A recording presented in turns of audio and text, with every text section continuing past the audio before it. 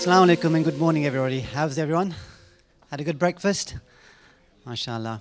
Now, I'd like to just firstly, all I'm going to do is really introduce today's session. For those of you who were there yesterday, alhamdulillah, we had a very good day. I thought the presentations and the contributions were very good. My name is Faisal Karbani. I'm the founder and CEO of a company called Simply Ethical here in the UK. We've been going since about 2010. I've actually been working in the Islamic finance industry since about 2005 in the UK.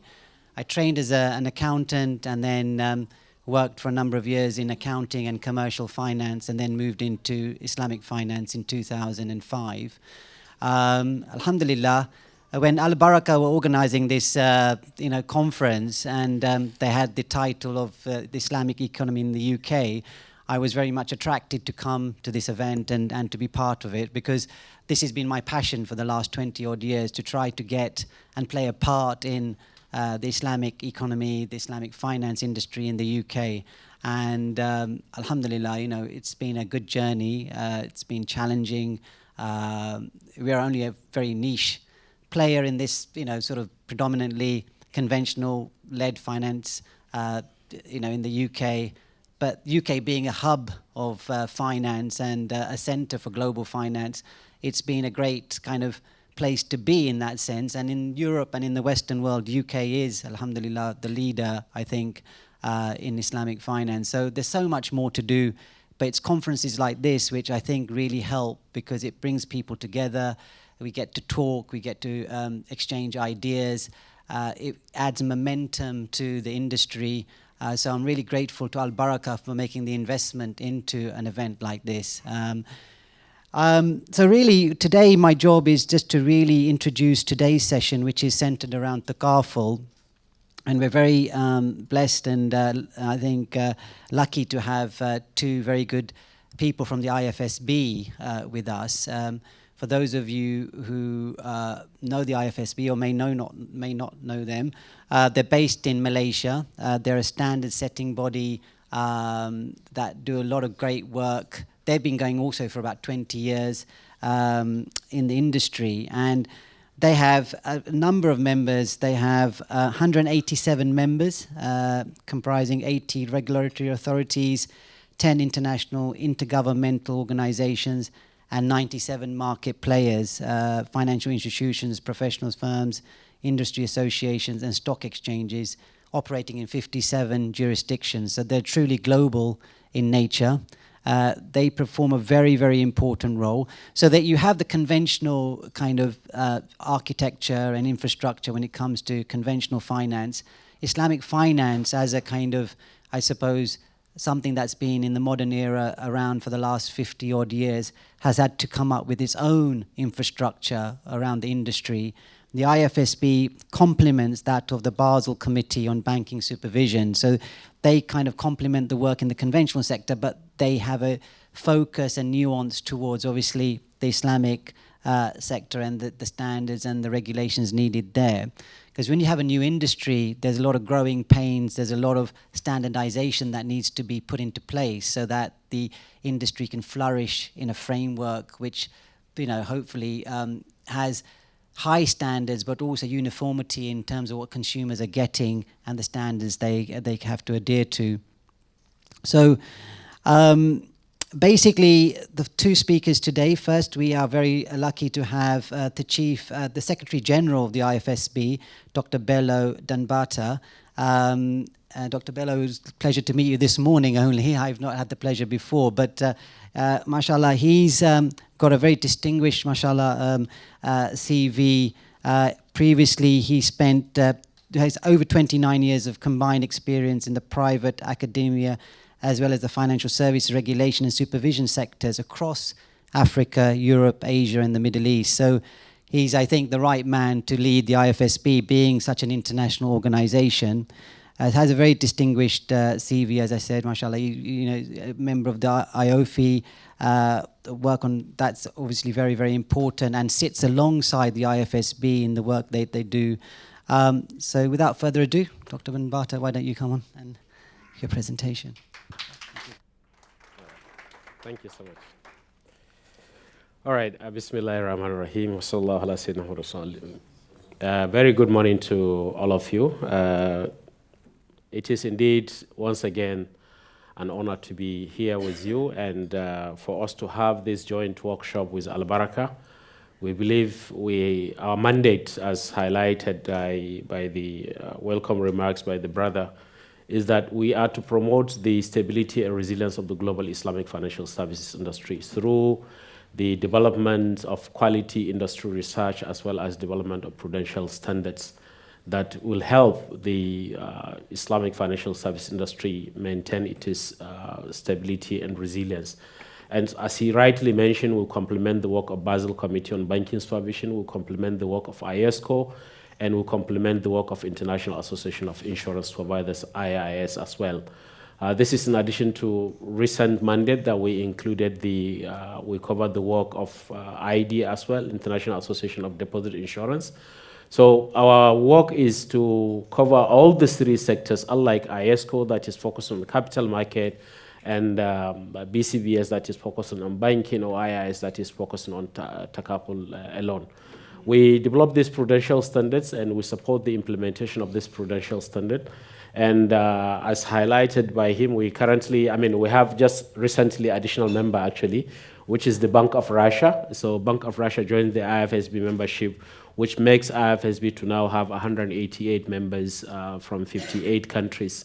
These 188 members, as I mentioned also yesterday, comprises of 81 regulatory and supervisory authorities, mainly central banks and capital market authorities. And we also have in the IFSB membership 10 multilateral international organizations, that is the IMF, the World Bank, the Islamic Development Bank, the Asian Development Bank, the United Nations Development Program. They are all members of the IFSB, in addition to the market players, 97 market players that we have. The work of the IFSB has been tailored towards complementing these specificities for this Islamic financial services industry. So we are very, very grateful, and I'm so much delighted for IFSB to collaborate with AlBaraka in having this workshop, and I confirm to AlBaraka our commitment to support all these kind of initiatives. IFSB as an NGO, we actually don't charge for our standards. All our standards are free, and they are translated not only in Arabic, but as well IFSB standards are available in French as well as in Russian languages. And this is a project that is being supported by the ISDB. Now, guided by the IFSB core values, which is basically accountability, integrity, collaboration, and responsiveness to the global Islamic financial service industry since our establishment 20 years ago, as he highlighted. The IFSB's mandate is to ensure that there is consistency and there is no room left that is not closed in terms of disadvantage exposure to the Islamic financial service industry. And we have seen through our work recently, despite the pandemic, the Islamic financial service industry still maintained its resilience compared to even the conventional financial service industry for a certain number of reasons.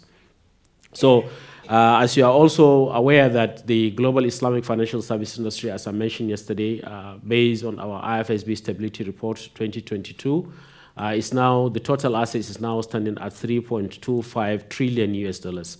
We hope this figure is going to continue and to reach 4 trillion bi'iznillahi ta'ala as soon as possible. And we believe this kind of initiative of having AlBaraka Summit and initiative will ginger the industry and will create more opportunity for growth for the Islamic financial service industry. Definitely, the Takaful segment has been seen a remarkable growth over the years, but is compared to the other sectors, banking and ICM, is still a very small portion of the global total asset for the Islamic financial service industry. So we believe that a lot needs to be done, and how Takaful is perceived by the general public is something that maybe there is misconception that maybe Islam, the assumption that Islam prohibits taking protection for anything, because the understanding is that you have to believe in Qadar. It's one of the pillars of faith. So when you believe in qadar doesn't mean that you should not mitigate against any potential risk that may be arising. So I mean, this need to be promoted, and we believe that with the new digital transformation and accelerated digital transformation, the Takaful industry will take advantage of fintech platforms and other digital initiatives. So the Takaful sector, we definitely believe that it is also not immune to any financial instability like the insurance. So continuous commitment, capacity building, and sensitization, as well as development of robust regulatory framework is quite essential. In today's workshop, we will focus on few IFSB standards, and I'm very happy to have one of our senior consultants at the IFSB, which is Mr. Peter Casey. Mr. Peter Casey, as you all know him, he's well-known in the global financial services industry, and he has held several positions, similar positions that I'm currently holding now, and he is someone that I personally give him a title of Royal Consultant of the IFSB, because he is the only consultant among the consultants that has worked in the IFSB for all the three sectors. Peter Casey has worked on Takaful standards, he has worked on ICM standard, and he has worked on banking standard. But of course, in this room, Peter is not the only IFSB consultant, because I have Prof. Habib as well sitting there, down there. But Peter, being a most senior consultant and who has a robust experience in prudential regulation, we choose him to be, who is also resident of the UK, we choose him to be able to facilitate this particular workshop, because we believe what we are talking here is Takaful in the United Kingdom, and maybe some aspect of globally. So in today's workshop, I will be able to support Peter Casey on the fundamental questions and strategic questions related to the work of the IFSB, and of course fundamental questions related to the conceptual framework of Takaful in general. Being an academician before, so I will always be very happy to answer some questions. But I want to make it as a disclaimer, definitely, that the IFSB having this big number of institutions, and we as regulators that work closely with regulatory and supervisory authorities, we try as much as we can to abstain from criticizing any particular jurisdiction. So please, if Mr. Peter dodged any of your questions, is because of I gave him the instruction to do that. He has the information to share with all, but we try as much as we can. We don't criticize any particular jurisdiction, but we can criticize the practice. You have questions on the practice, you have issues related to that, raise it up. We want to make it a more engaging kind of discussion today, and we want everybody to be free and to understand more about Takaful and to promote more Takaful practices, and the resilience of Takaful industry, we believe, is very, very essential. Especially now, finally, as we are having these challenges with climate change, we believe Takaful can play a greater role in climate-related financial risks, particularly in disaster recovery and focus-based financing using Takaful. So we believe Takaful have an opportunity to contribute to the global Islamic financial services industry.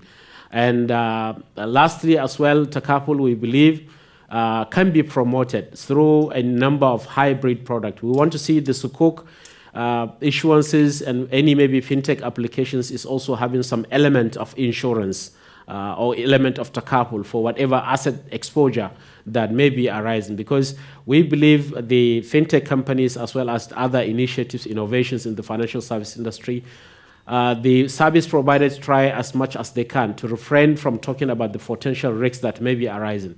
So we want to push the regulators to make sure that these service providers bring out the reality of the potential risks that may be arising, and then we recommend that Takaful should be the instrument to be able to supplement and protect the consumers who are going to be exposed to some of these risks. So I definitely once again be very happy with the organizers, and I thank AlBaraka group for this coordination, and as I mentioned to my colleagues in AlBaraka, that we look forward to have more of this event, even in the Latin America region, in the Spanish regions, and also in the Russia regions, as well as French, we have quite a number of friends. Brother Jaffer is signaling me on French, but I think we have already have all the IFSB standard translated into French, and we have conducted a number of workshops in French because in the IFSB Secretariat, we have people from across 18 countries. So we have French-speaking, Russian-speaking, Turkish-speaking, all among the IFSB members. So on that note, I look forward to a productive and enlightening discussions throughout today's workshop. And please feel free to contact us anytime and anywhere if you need any clarifications or you want to engage with the IFSB. Our mandate is to promote and support capacity building globally without charging any fee. So thank you very much. Assalamu alaikum. Thank you. No, please sit here. My thanks to Dr. Bello for that introduction. I'm Peter Casey. There are many things that I am not. I am not an accountant. I am not a lawyer. I am most certainly not a Sharia scholar. What I have been by profession is a financial services regulator, and it's in that capacity that I try to address the issues around Takaful. I'm conscious that there are some people in this room who are very thorough Takaful professionals, who almost certainly know more about it than I do. However, I'm conscious also that there are some people for whom Takaful is on the margins of their interests in Islamic finance. So I hope you'll forgive me if I start by talking a little bit about Takaful in general, why it's an issue, and what issues it poses then to regulators. Roughly speaking, up to the coffee break, I shall try and deal with the more general issues. After coffee, I shall come back down to the regulatory and supervisory issues in some detail. Dr. Bello has advised me to dodge some questions. I think he underestimates the amount of time I've spent in the British public service, where that is one of our greatest skills. So I hope to be able to practice it where necessary. Okay, here, yes, is the structure of the presentation. And I start fundamentally with the issue of why Takaful?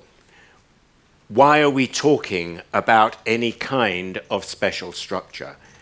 What, therefore, is wrong with conventional insurance from an Islamic point of view? And there are really three big issues here.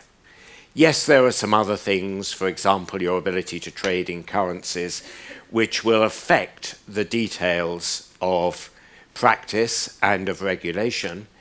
But there are really three big things in ascending order of difficulty. What can you cover? Where can you invest? And fundamental uncertainty. By the way, I should say that because this is a multinational forum that is based in the UK, I will tend to use a lot of normal insurance terminology. Sometimes the scholars will say, well, it would be better if you use slightly different terminology to emphasize some differences. But I'm hoping to give those who are UK-based or who are used to conventional insurance points of comparison. So the first issue is, what can you cover? Well, that's really rather straightforward. If you're an Islamic insurer, you clearly cannot cover the so-called sin industries. Yeah. You are not going to provide cover for a brewery or a lap dancing club or indeed a conventional bank. Straightforward enough. There are some more technical issues on which not all scholars will agree, and these include things like life cover relating to unborn children, what happens if somebody causes damage while drunk, which they shouldn't have been in the first place. But those are essentially technical. And if those things were all, it would not be too hard for people to work out an insurer that would function well. The slightly trickier issue, technically you can get the answers quickly, but they give you problems in running your insurer, is where can you invest? Now, if you're doing general insurance, classically general insurers put a lot of their money into bonds, low risk, steady return, and available where necessary in relatively long durations. Clearly, if you believe that interest is wrong, you're not going to put your money into bonds. What alternatives do you have? Well, the most obvious is going to be Sukuk, but they may or may not be available in your jurisdiction in suitable amounts, durations, and so on. Yes, you may buy on the international market, but that creates other difficulties, because your use of derivatives for risk management is also heavily curtailed by Sharia. So if you've got a currency mismatch, say between the Sukuk you want to buy in the US dollars and the businesses that you are covering in British pounds, you are not going to be able to manage that mismatch away through currency derivatives. So there are some issues, they're technical, they make your life hard.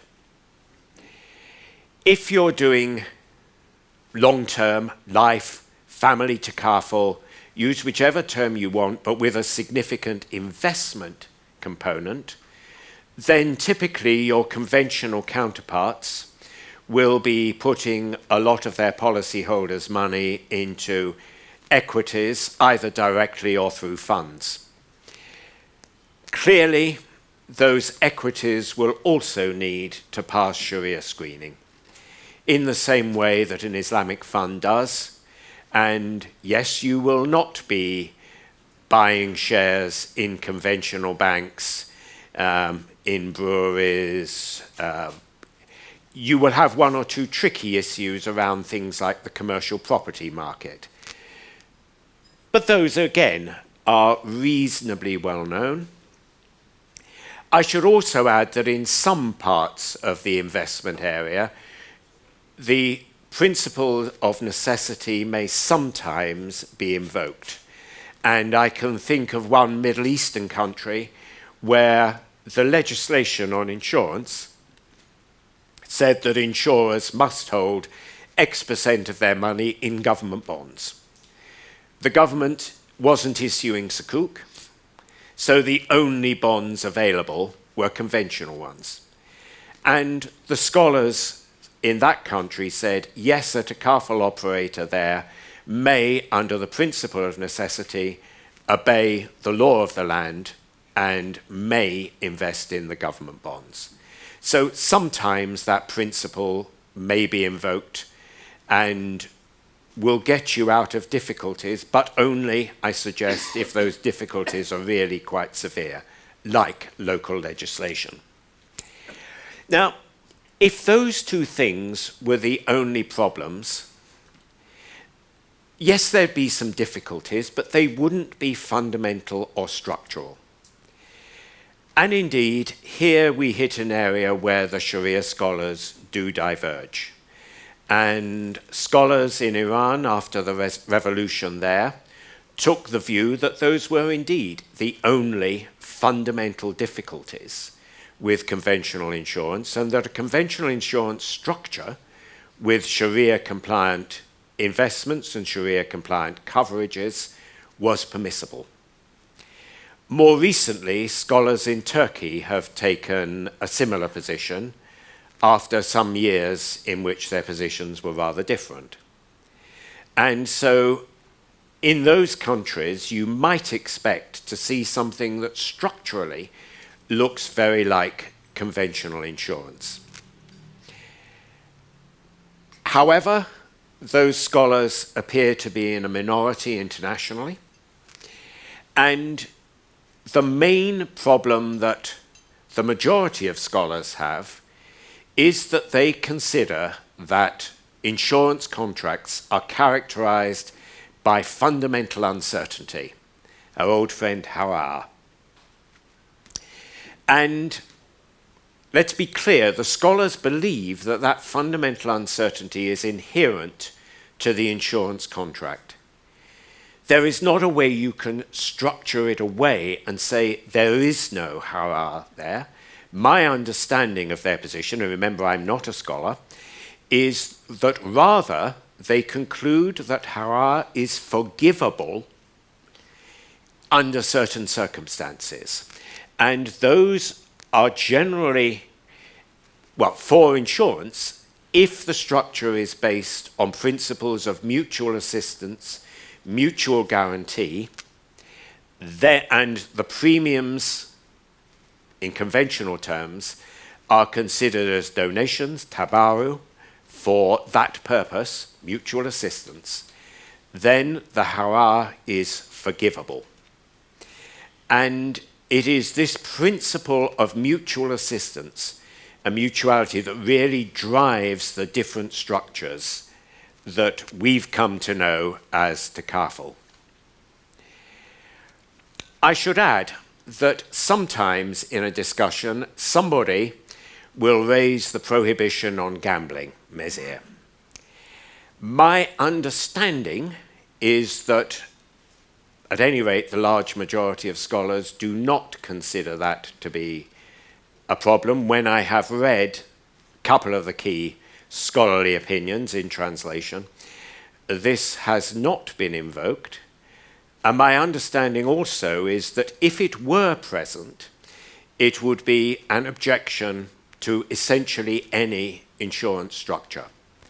So that is not something that you can forgive by adopting a somewhat different structure.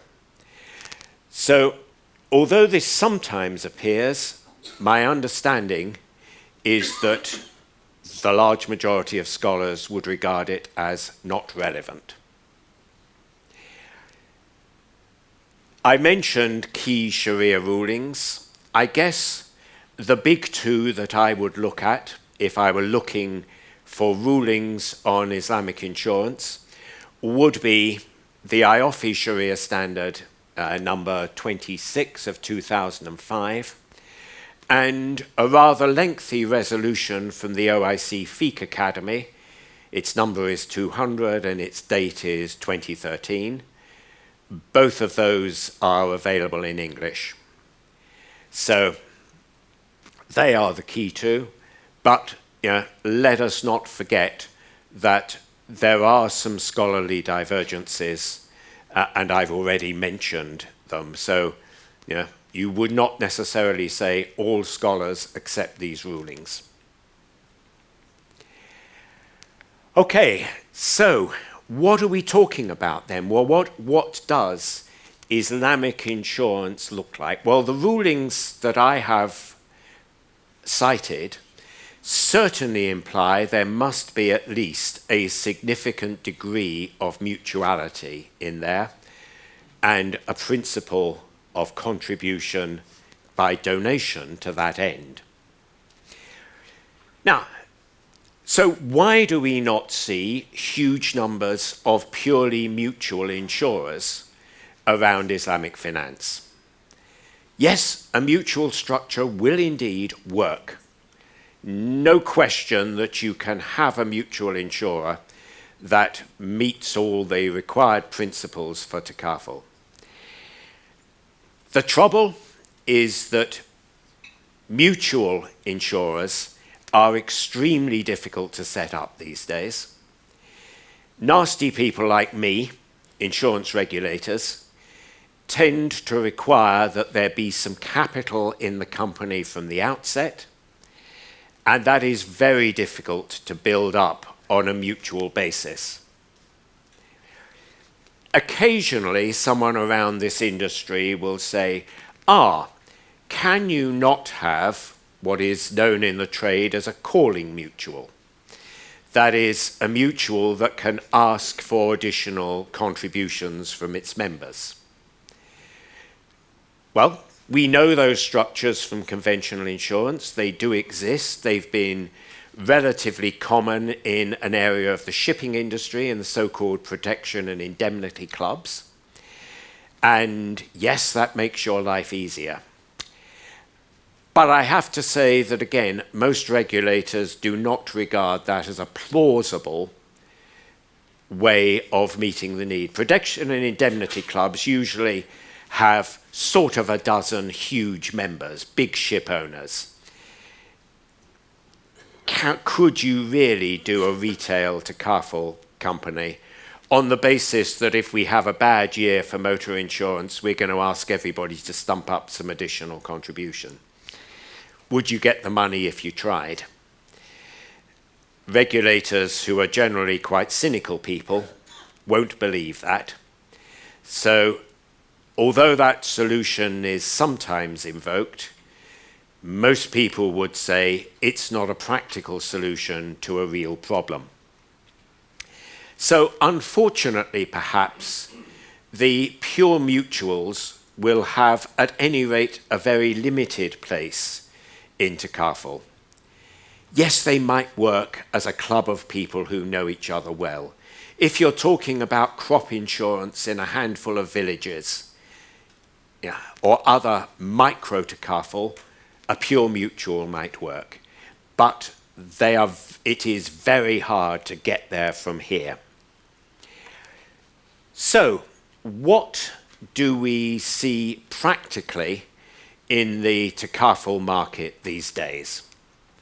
Well, the most common model essentially involves a policyholders or participants risk fund embedded within a company which also has shareholders and which also has funds which are deemed to belong to those shareholders.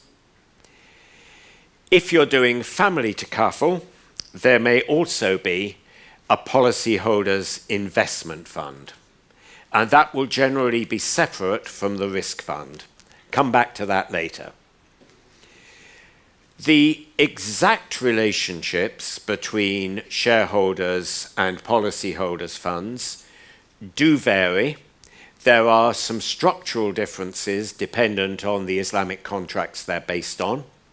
And again, I will come back to that later. Saudi Arabia has a unique model, which it calls the cooperative model. It was clear to me reading the Fiqh Academy ruling, at any rate, that that academy was broadly content with the Saudi model.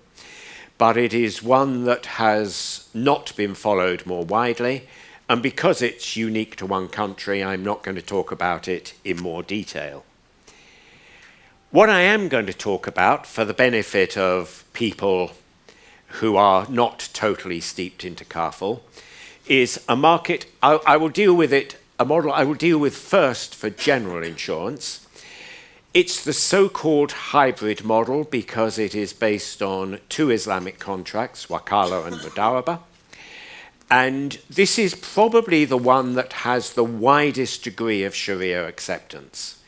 Even where other models are common in a particular country, you will not tend to find their scholars saying, no, that model is absolutely wrong. They may say, we have another model that works and we're going to do that, but they won't say, this one is not permissible. And within that structure, you typically have some funds that belong to the shareholders, call them the shareholders fund. You have a policyholders risk fund, and you have policyholders, surprise, surprise. The policyholders pay their contributions.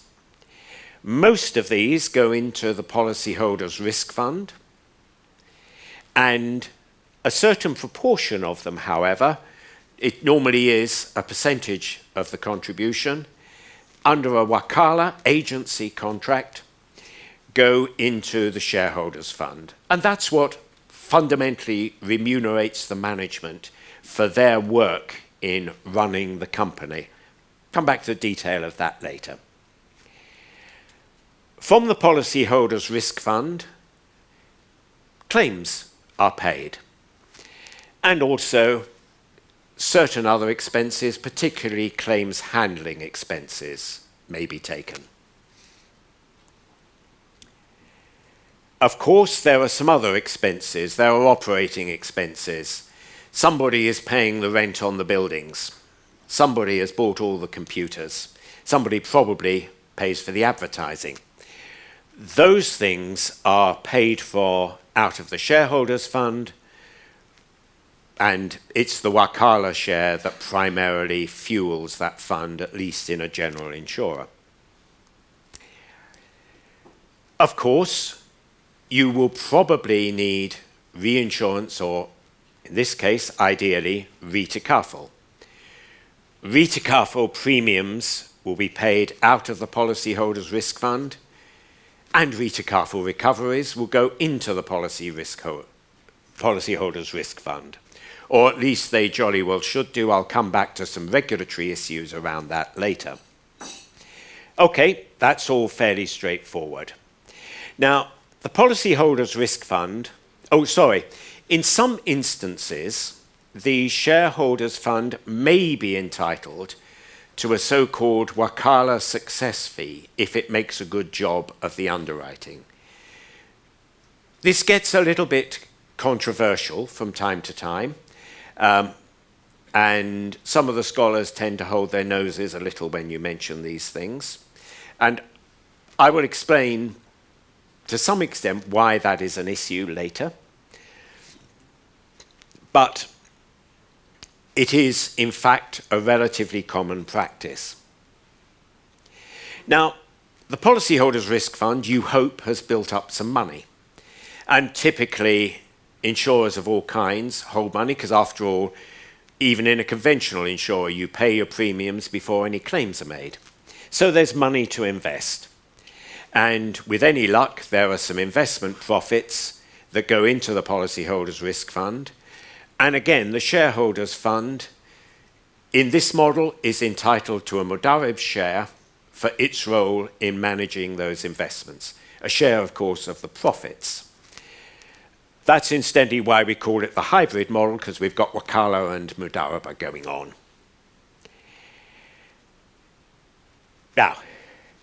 Now life gets interesting. Over time, the policyholders' risk fund may have some surplus. I'll talk a bit later about some of the issues that raises. But that surplus belongs to the policyholders. It's the policyholders' risk fund, not the shareholders' risk fund. So, in common practice, policyholders' risk funds will or may distribute part of the surplus to the policyholders, and exactly how, exactly when, on exactly what basis, we can talk about later. And I know that there's at least one person in the room who has told me he'd like to talk about that later, so we shall. But not for the moment. I'm still slogging my way through the model. Now, of course, the policyholders' risk fund may be doing wonderfully. It may not. It may have had a dreadful time. And in that case, the policyholders' risk fund may indeed be very thoroughly in the hole.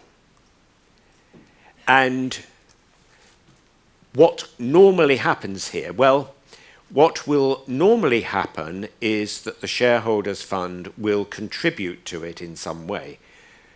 After all, it's exactly because regulators are nervous whether the policyholders' risk fund can stand on its own that we have this model of a fund embedded within a shareholder company.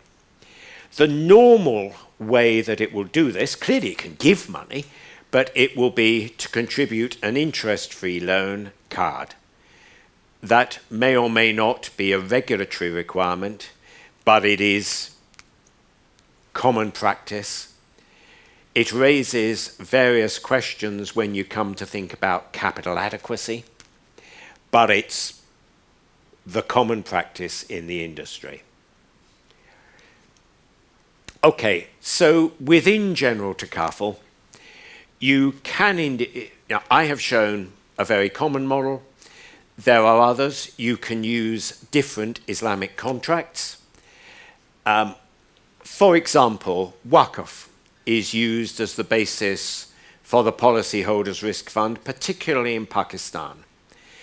And that, as I understand it, is because the Sharia tradition there, which I think is the Hanafi tradition, has a view that that a Waqf can be conditional, and the conditionality is something that you need to make this structure work.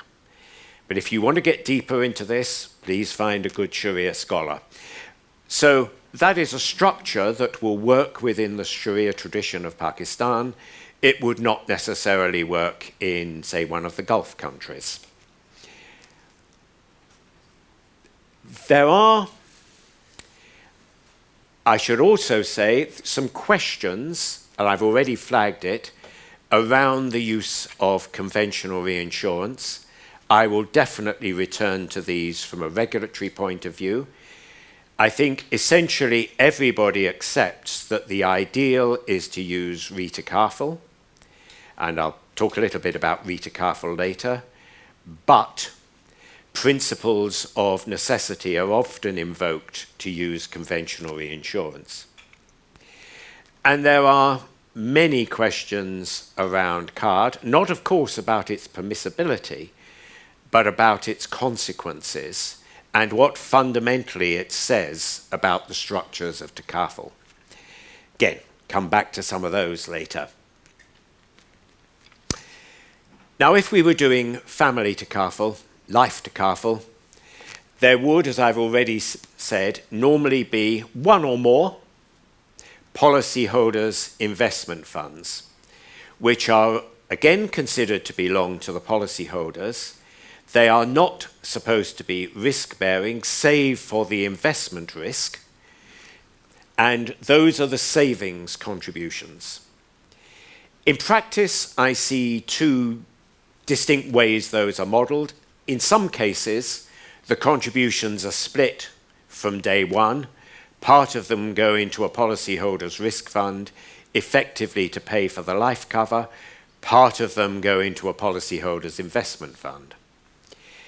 The alternative is that the entire contribution, net of the wakala share, of course, goes into the policyholder's investment fund, which then drip feeds into the policyholder's risk fund, effectively to fund the life cover every year.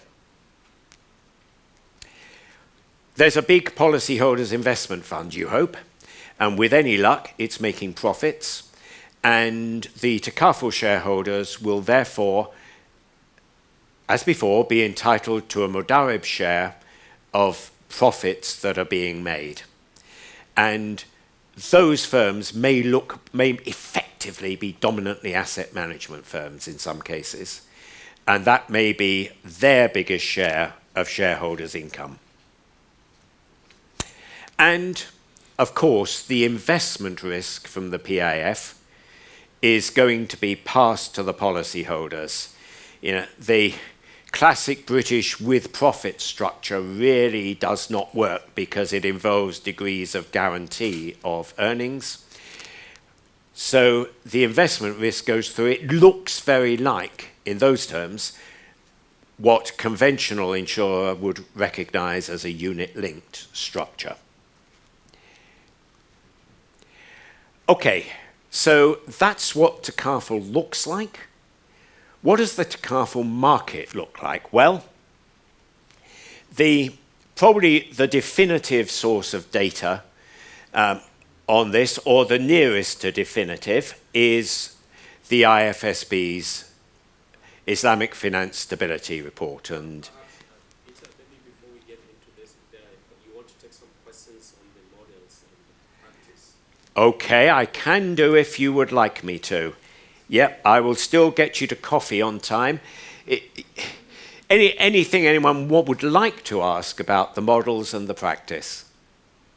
Yeah. Just to clarify, in terms of the challenges or barriers that were experienced by the intention to create pure, mature Takaful-based products, was it mainly related to the barriers in the regulatory requirements?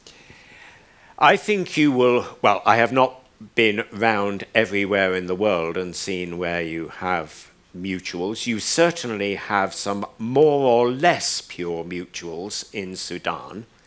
In fact, the shares in them are held by banks. That does throw up one other difficulty, which is that corporate law in some jurisdictions may not fully recognize a mutual company. And my understanding, when I've spoken to people in Sudan, is that it is more an issue of corporate law than anything else. But for most places, I think you can find your way through that. But the fundamental question is how you meet any kind of a capital adequacy test on day one. Or even in basic terms, how you pay the rent on day one. Yeah? You've set up your mutual insurer, fine. The landlord, you've got an office, the landlord wants his rent, the staff want their salary. You haven't sold a single policy, taken a single contribution yet. How are you going to do that? Some kind bank going to lend you money? Against what? Yes, of course, you could imagine that if you had a large philanthropic source of funds, organization, individual who says, okay, I'm prepared to put $100 million down on day one, establish a mutual, repay me, of course, with no interest, when you have some cash. I think you could possibly get a mutual off the ground. But it's going to be pretty tricky to do. Incidentally, if you want to talk about those things, that will raise some interesting questions when we hit issues of governance, which I try and take in the regulatory section. But for me, coming out of a regulatory background, the big issue is how you get there from here. And there's no objection, certainly in the UK structure, to mutual insurers. Yeah? We've had the protection and indemnity clubs. We've had a lot of mutuals that have grown over the years. It may have had a disastrous fall from grace, but the famed Equitable Life, subject of many inquiries, was a pure mutual. So you can have them, but they're quite hard to set up in modern times.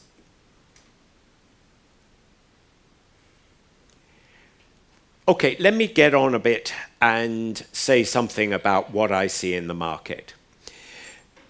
I have to say that consistent data are very hard to acquire. I know I once tried to assemble the data for one of the editions of the Stability Report. And in some countries, regulators are very bad at publishing data on, well, frankly, their insurance industry's conventional or Takaful.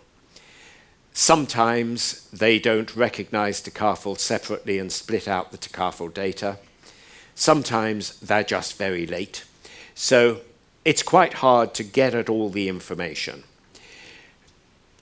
I regard the Stability Report, as I've said, as still the best source available, and that estimates an Islamic insurance market. It often says Takaful, but I'll come back to that later, at $30 billion in terms essentially of gross written premiums.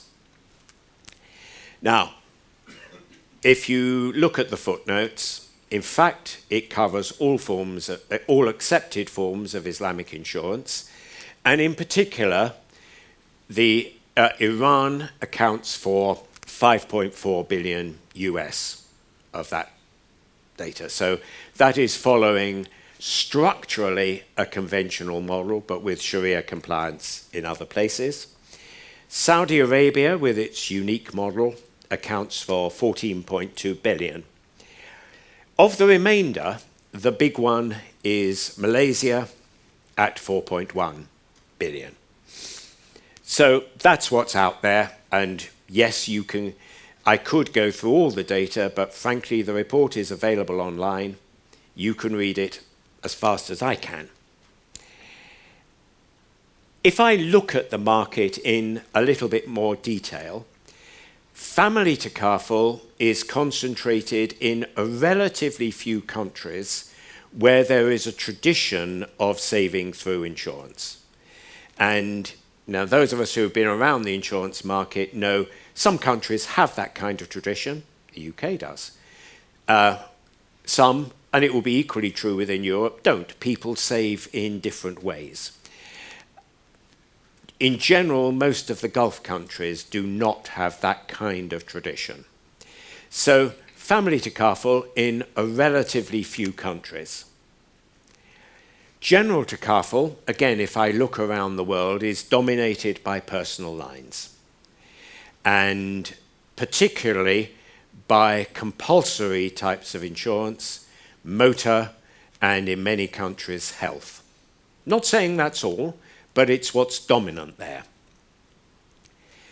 I should also say that in most of the markets where takaful is present, insurance penetration, whether conventional or takaful, is relatively low.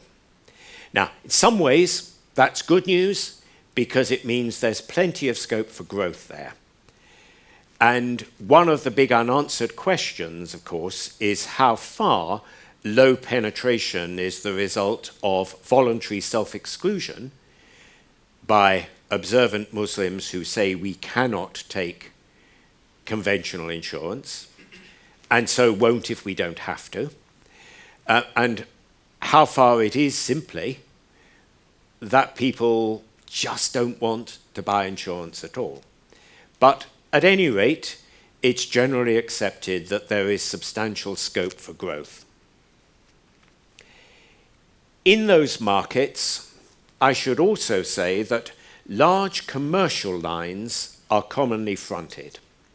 So, if you've got a big factory or an oil refinery or a small airport and you want to get cover for it, in practice, what you will do is go to a broker.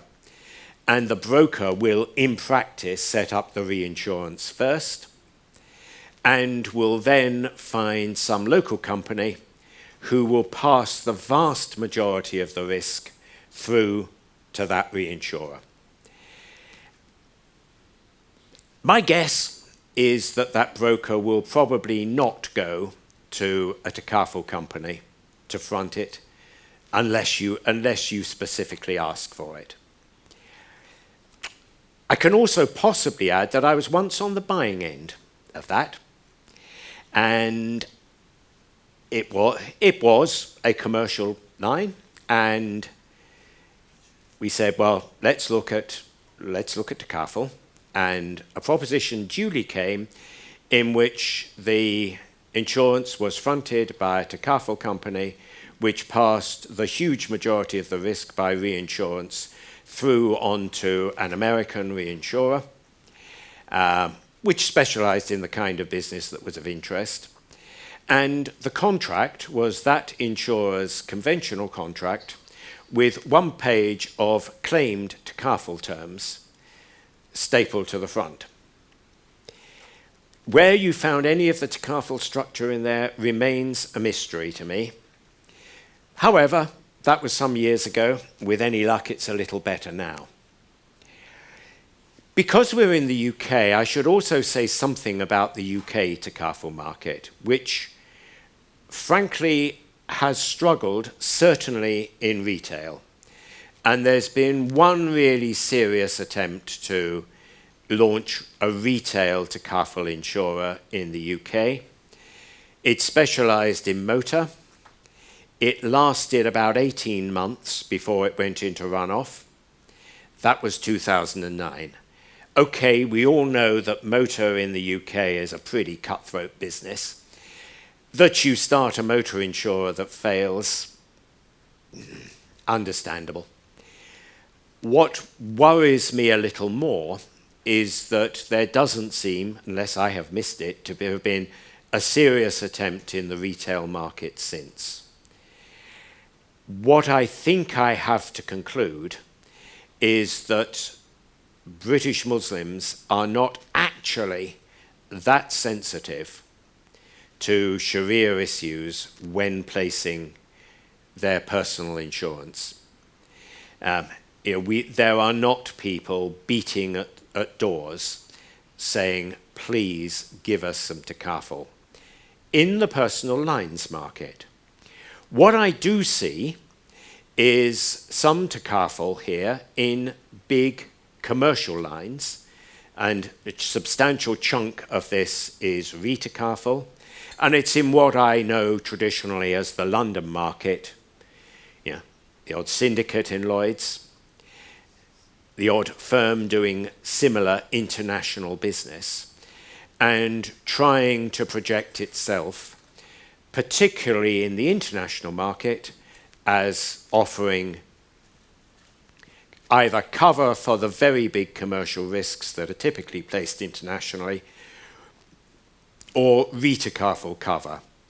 Even there, well, data, as I've said, are very hard to come by, but I think they're finding a bit of trouble growing that business. Moving on to the takaful market, retakaful, well, it works on similar principles to takaful, with the contributors being the policyholders' risk funds of takaful companies, typically. And data on that are so sparse. If you think data on direct insurance are hard to come by in some of the takaful companies, just try finding retakaful data. I'm not even going to try and quote them. There are some curious features of this market. When you talk to a takaful operator, they would sometimes say, well, we would love to place more of our business with retakaful companies, but we can't find the capacity. And when people try and start up retakaful companies, when I worked in Dubai, I tried to regulate one of them, Takaful Re. They really struggle to establish themselves in the market. And what you typically get is a bit of a slanging match in which the takaful insurers say, well, yeah, these guys may be out there, but they don't have good enough ratings, they don't understand, they won't quote good enough prices, they don't understand some of the specialist lines that we would love to pass to them. And the retakaful operators say, well, really, these direct guys pay lip service to retakaful, but they're not in a great hurry to get there. Some of them would even say, oh, and by the way, some of them love their trips to London to place risks here because they can do some things that as good Muslims they ought not to be doing. Now, this is the sort of slanging match you hear in the back corners of the industry. I am in no position to tell who's right and who's wrong, but there is this tension that's going on. Just one or two specialist things first. We've already touched on micro-takaful. And micro-takaful is one of the things in which people have placed hope. And this comes partly out of the wish for Islamic finance to make a real difference in the economy, to provide things that are helpful to the poor. Yes, there is conventional micro-insurance as well. And as with conventional micro-insurance, you can imagine micro-takaful as being either produced by a very small group, in this case possibly a mutual, the villagers providing each other with cover for crop diseases, animal infections and so on. Or it can actually be a product produced by a relatively big firm, but targeted at small users. Both exist, both are legitimate, both are things in which people have placed hopes.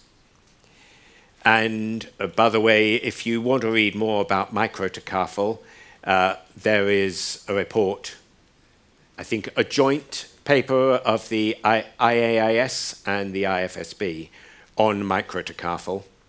So that's in the research. But unsurprisingly, we're not talking big numbers here. Occasionally, somebody says to me, we've got a Takaful captive. And I say, what on earth do you mean? Because they're talking about a single firm captive. And you say, how can a captive be based on principles of mutual assistance? If you think hard about it, what it is not is in any real sense a Takaful captive.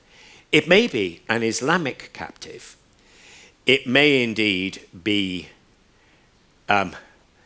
ensuring only Sharia-compliant risks and investing in a Sharia-compliant way. Probably not really Takaful. Most of the scholars wouldn't be worried by it, though. They'd say, what is actually going on here really is simply a form of risk retention. Yes, people can retain their risks if they want to.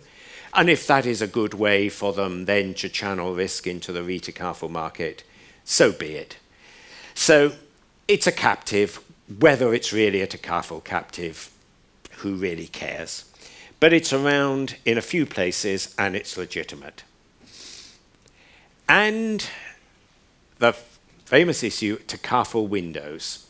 Now, when I talk about a window in Islamic finance, I mean something that is a part of a company which is also doing conventional business. A part of a company, the same legal entity. Subsidiaries, we understand you can regulate them if you want as standalone legal entities. Do you want Takaful windows? That's fascinating because different people take different views. And one view is that you permit them. And you permit them because, because they allow some big companies into the business, they allow them to utilize their distribution chains and their names, and with any luck, you can spread Takaful faster that way. And Pakistan, within the last relatively few years, has opened up significantly to more Takaful captives after a period in which it tried to stick only to pure Takaful operators. And getting the wider distribution was a motivation for that. There are some places that will not touch captives at all. Windows. Do not go and try and set up an Islamic window in Qatar. They don't like windows at all, and their argument would typically be that this blurs the lines of Islamic finance. It makes it difficult to see what is distinctive about Islamic finance, and perhaps that it delays the point where you can have a purer Islamic finance structure. Oh, and by the way, quite hard to regulate the lines between the captive and its conventional parent. So two quite different views from perfectly reputable Islamic finance jurisdictions. There's another one which says you maybe start with some captives to get the business off the ground, but you hope that later you will convert them to at least freestanding companies or subsidiaries of conventional companies. And that has been, still is, the strategy that, say, Indonesia is following. So there's a big debate around that. And all those points have reputable arguments behind them. The call that any given country might make might well depend on its particular situation. Yeah? Are you trying to get distribution into a lot of rural areas with very small establishments, for example? Yeah. Do you have big companies that will do things? Countries make their own call there. So, I have got myself through just about to the issues about what the Takaful market looks like. I will, at some cost to your coffee time, but I promise I'll try and finish on time later, take any questions about the market, and then after coffee, we'll come back and talk about the regulatory and supervisory issues that all these structures and constraints pose. Anybody? Yeah, I have a question. Yeah. You mentioned several times. Okay, you made mention regarding principle of necessity. Is there any framework that you adopt for companies to be able to determine what is this necessity? Because when this necessity is not defined, you may see companies using this necessity principle in other way or to their benefit. Yeah, I will come back on that issue later. However, necessity, darura, is a Sharia principle, and fundamentally you look to Sharia scholars to say when and how that principle can be invoked. From my point of view as essentially a secular regulator,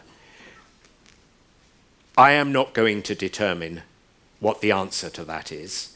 What I might do as a secular regulator is say, has this Takaful operator taken a proper Sharia advice, come back to what that means later, on that principle?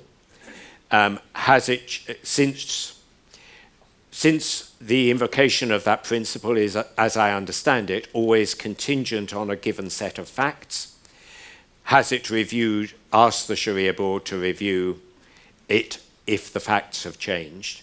So I can ask questions about governance, but certainly as a secular regulator, I am not going to tell anybody what the answer is. But I will return to it later, I promise. Dr. Bello, yes? Yes. Thank you, Peter. All right. So maybe perhaps in certain jurisdictions, what the regulators do is that they clearly provide a detailed guidelines on set of criteria, so which will guide the Takaful operators to determine what is a necessity or what is not.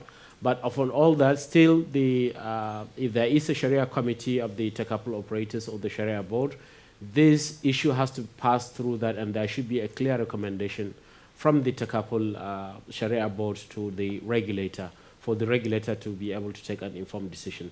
But there is no regulator that will just allow the Takaful operator a free hand to decide on what is necessity and what is not necessity. Otherwise, you will have some Sharia compliance risks there, and then there will be some issues that may be arising.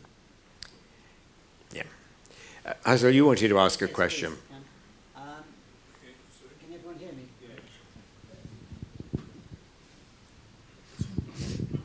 Thank you, Peter. That was really enlightening. I'd just like to offer some, hopefully, benefit of my experience in the UK. So I've been, like I said, working in the Islamic finance industry for nearly 20 years in the UK. And as part of that journey, we did try to get an insurance, a Takaful insurance scheme off the ground under the brand of Insure Halal. Some of you may be aware of that in this room. And it worked quite well in the sense that it was home insurance. We use a kind of InsurTech platform. And actually the essence of it and I suppose the business model and everything else was working reasonably well. It was early days. Unfortunately, it fell apart on two levels. One was that the tech provider we teamed up with, because it was a startup and we didn't have a lot of capital, so we tried to do things in such a way that we collaborated with different players. Unfortunately, that tech provider kind of dissociated himself from the entity. He wanted to go in a different direction, and that caused us a big problem. And then the actual capacity provider, which is unrated, is an offshore provider, LAMP, they decided to also come out. So it was a case of, things fell apart as a result of that. But my experience, for the benefit of this audience, was to say in Europe, there is not much Takaful provision at all, despite there are people today here and listening in, I think, on Zoom. I'm talking to some people in France, for example, about how we can collaborate and do something. But I think for me, in insurance in particular, in financial services in general, trust is a big thing, especially when people are taking out protection. And I think the way to go because Salam Insurance, which you mentioned, was a situation where there was a lot of money that came in to establish an insurance company from scratch. And as you know, insurance needs a lot of capital to establish something. But, you know, I think a more smarter model is to actually team up with a reputable insurance company which has a rating, has a reputation, and do the window model in the UK. And I think there is some appetite for that. And I think that way you get trust because people recognize names which are household names or at least rated. Secondly, you get the experience and the underwriting and everything else that goes with an insurance. But then you obviously structure the product in such a way that it is compliant with the Takaful principles. And I think in minority countries like the UK and in the sort of Western world, perhaps that's the model to go with. That's certainly what I'm looking at and exploring. But if anyone has any other ideas, I think, as you said, there's hardly any provision in the UK or in the Western world of Takaful, and that really needs to be addressed. And it's not, from my experience of serving the retail market, it's not because people are ambivalent or don't care if they don't have something. It's the fact that there's nothing in the market, so where do they go? I mean, the retail market, if there was a decent product at a decent price with good service and good credibility, people would go for it. But there just isn't provision. So I think if there's a real opportunity here, it's a massive challenge, but a real opportunity to do something in Europe. That's my observation. May I suggest we take our coffee now? When would you like us back? Actually, if we can take 10 minutes, that'd be great. Okay. Yes. 10 minutes. Okay. From this. Okay, let's get underway. Just in case people didn't hear me the first time, the organisers have found a sum of money on the floor. If you think it may be yours, would you please speak to Ibrahim or Heshem? Also, one or two people asked me whether my presentation was going to be available online. I understand that the organisers will be posting it on their website at some point. But if you want any more, just contact me. Now, in this second session, I am going to be talking about regulatory and supervisory issues.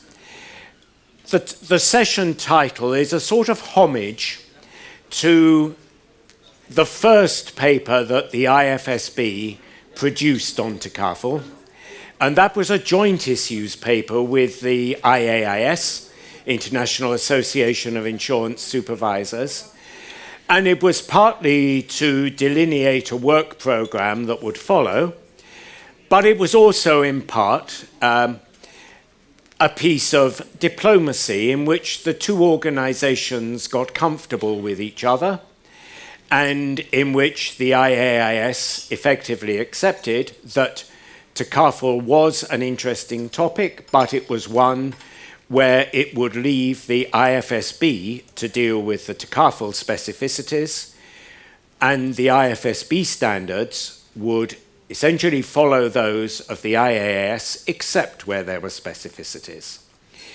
So that's, as Dr. Bellows already said, the way those organizations work together. That paper was published in 2006.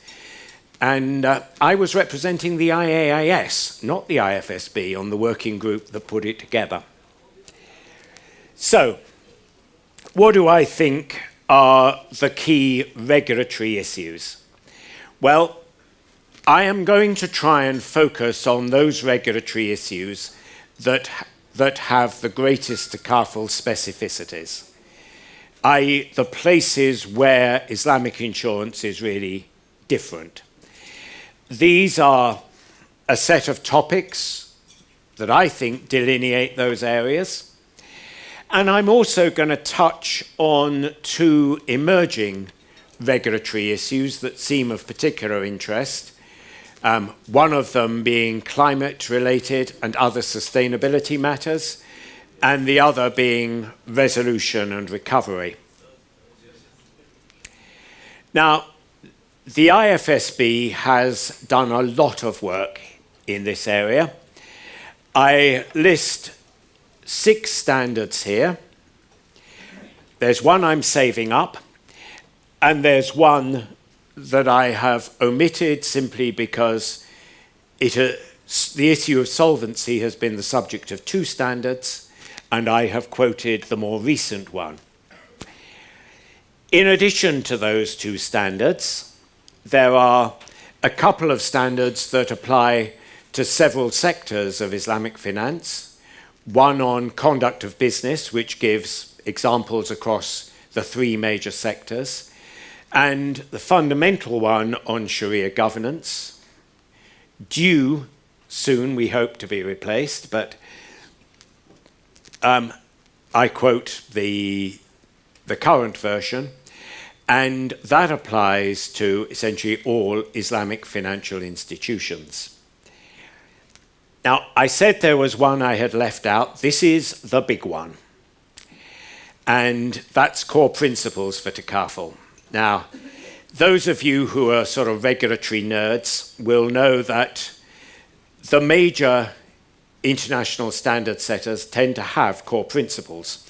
And if you pick up the Basel core principles, they are like 60 pages. Those are core principles and some evaluation criteria broadly. The IOSCO ones are a bit longer, but not much. If you go to the IAAS, however, they have structured their core principles differently. And they have put essentially all their standards into that text in some detail. And IAAS core principles are 400 pages, give or take about 2. The IFSB core principles for Takaful are of broadly similar length, unsurprisingly. And so a lot of the IFSB thinking on Takaful will be found in significant detail in that one standard. Not all of it, but that is the key source there. Not surprisingly, I am not going to go through 400 pages of regulation. So what I'm going to do is talk about what I see as the big regulatory issues. I do so, again, in part in acknowledgement that I'm in the UK. And I say, although the UK has done a great deal for Islamic finance in a number of ways, for example, in sorting out the tax system to give proper tax neutrality, it has not incorporated very much, if anything, within its financial services regulatory arrangements. So it wouldn't be appropriate for me to be saying, how do you implement a very detailed set of standards? Rather, I should be talking about the issues that they raise, that are dealt with in those standards. I should also add there are further IFSB documents, including some research documents, which go under the title of working papers, which are also relevant to Takaful. Now, I guess the big issue in any bit of Islamic finance is Sharia governance. And that is intended to answer the question, what is it that gives us confidence that firms or products that claim to be Islamic really are, or at least are making that claim plausibly?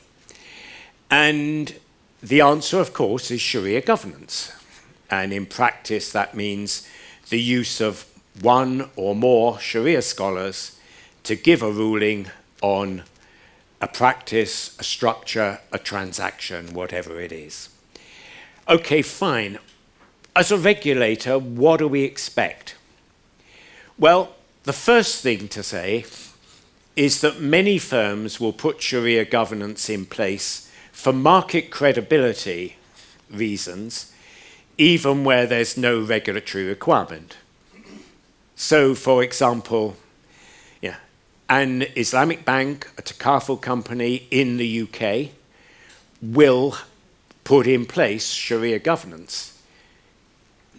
But there's no regulatory rule that says it has to. It needs to do it for credibility, but that is, at least in law, a voluntary decision. And some regulators cannot or will not take an interest. Some cases it cannot. Some believe that their constitution even prohibits it. You know, if you talk, I've talked to the US SEC about Islamic capital markets. And they say, we cannot possibly touch this.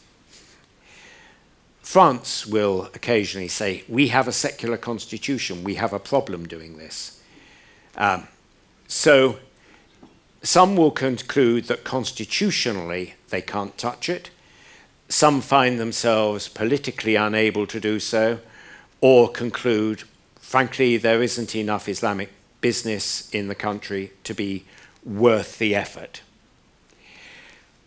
Where there is at least some appetite to become involved, there are at least two approaches that are followed. One is to have a national Sharia board. The other is to have individual Sharia boards in the individual Islamic firms.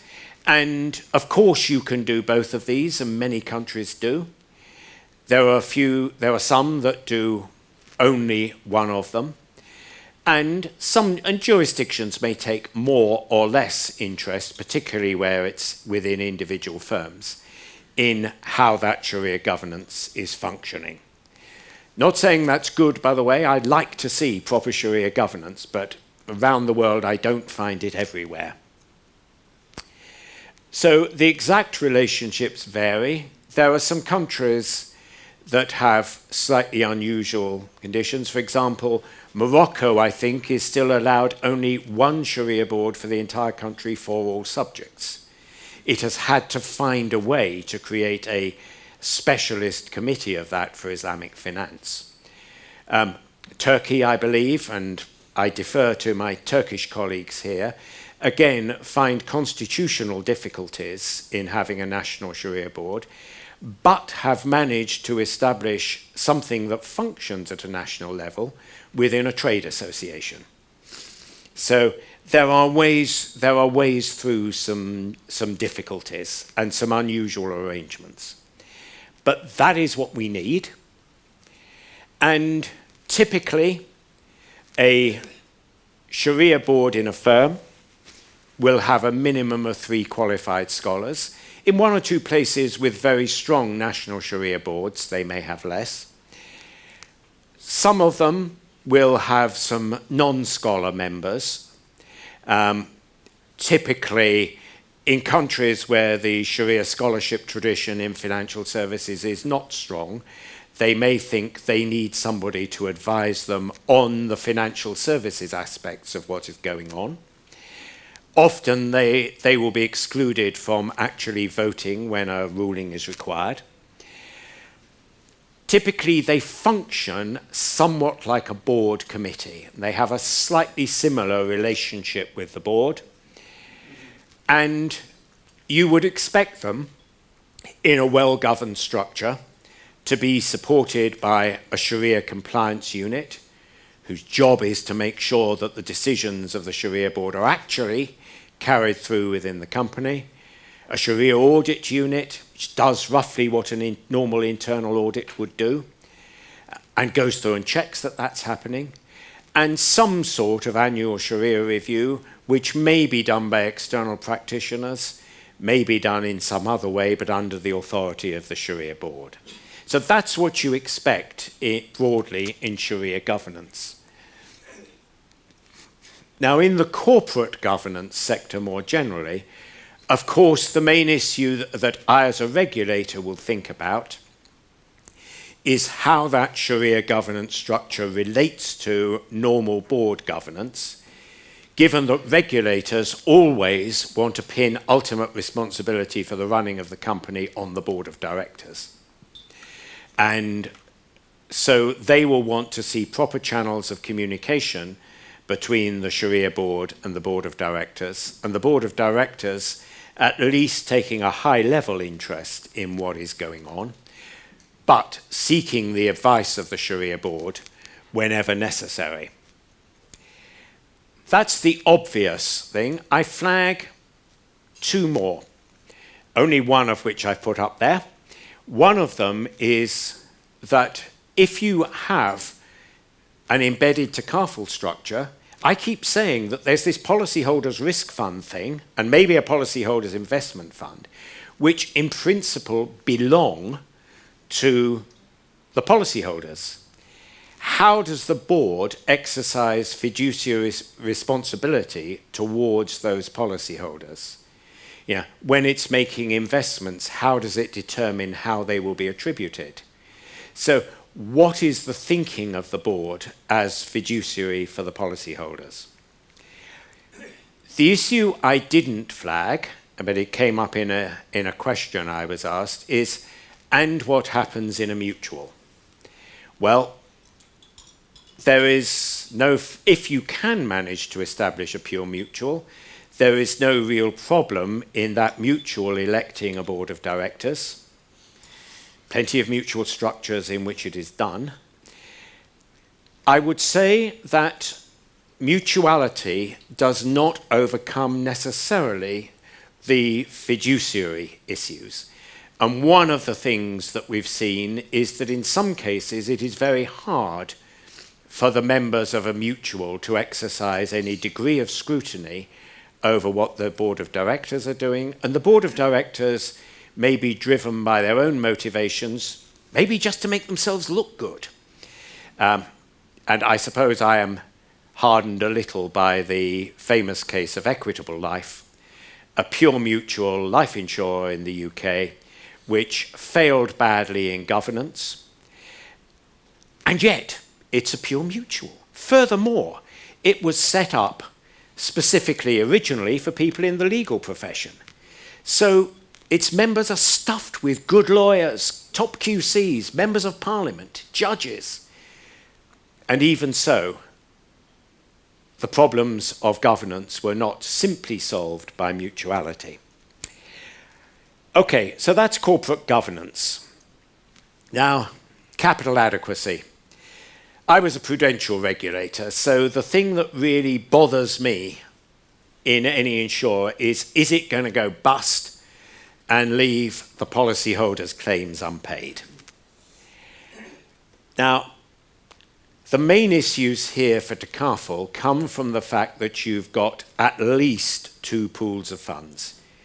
You might have more. And in principle, following the sort of structure I sketched out earlier, each of those funds has certain pools of assets and liabilities that are attributable to it. By the way, if I were a regulator in some places, I would scratch my heads a bit and say, yeah, that's what the principles say, but is that going to be upheld if we ever go to a court? If the landlord decides to sue for his unpaid rent, will the court say, you can go only to the shareholders' funds for that, you cannot touch the policyholders' funds? So the interaction between secular and Sharia law here may get interesting.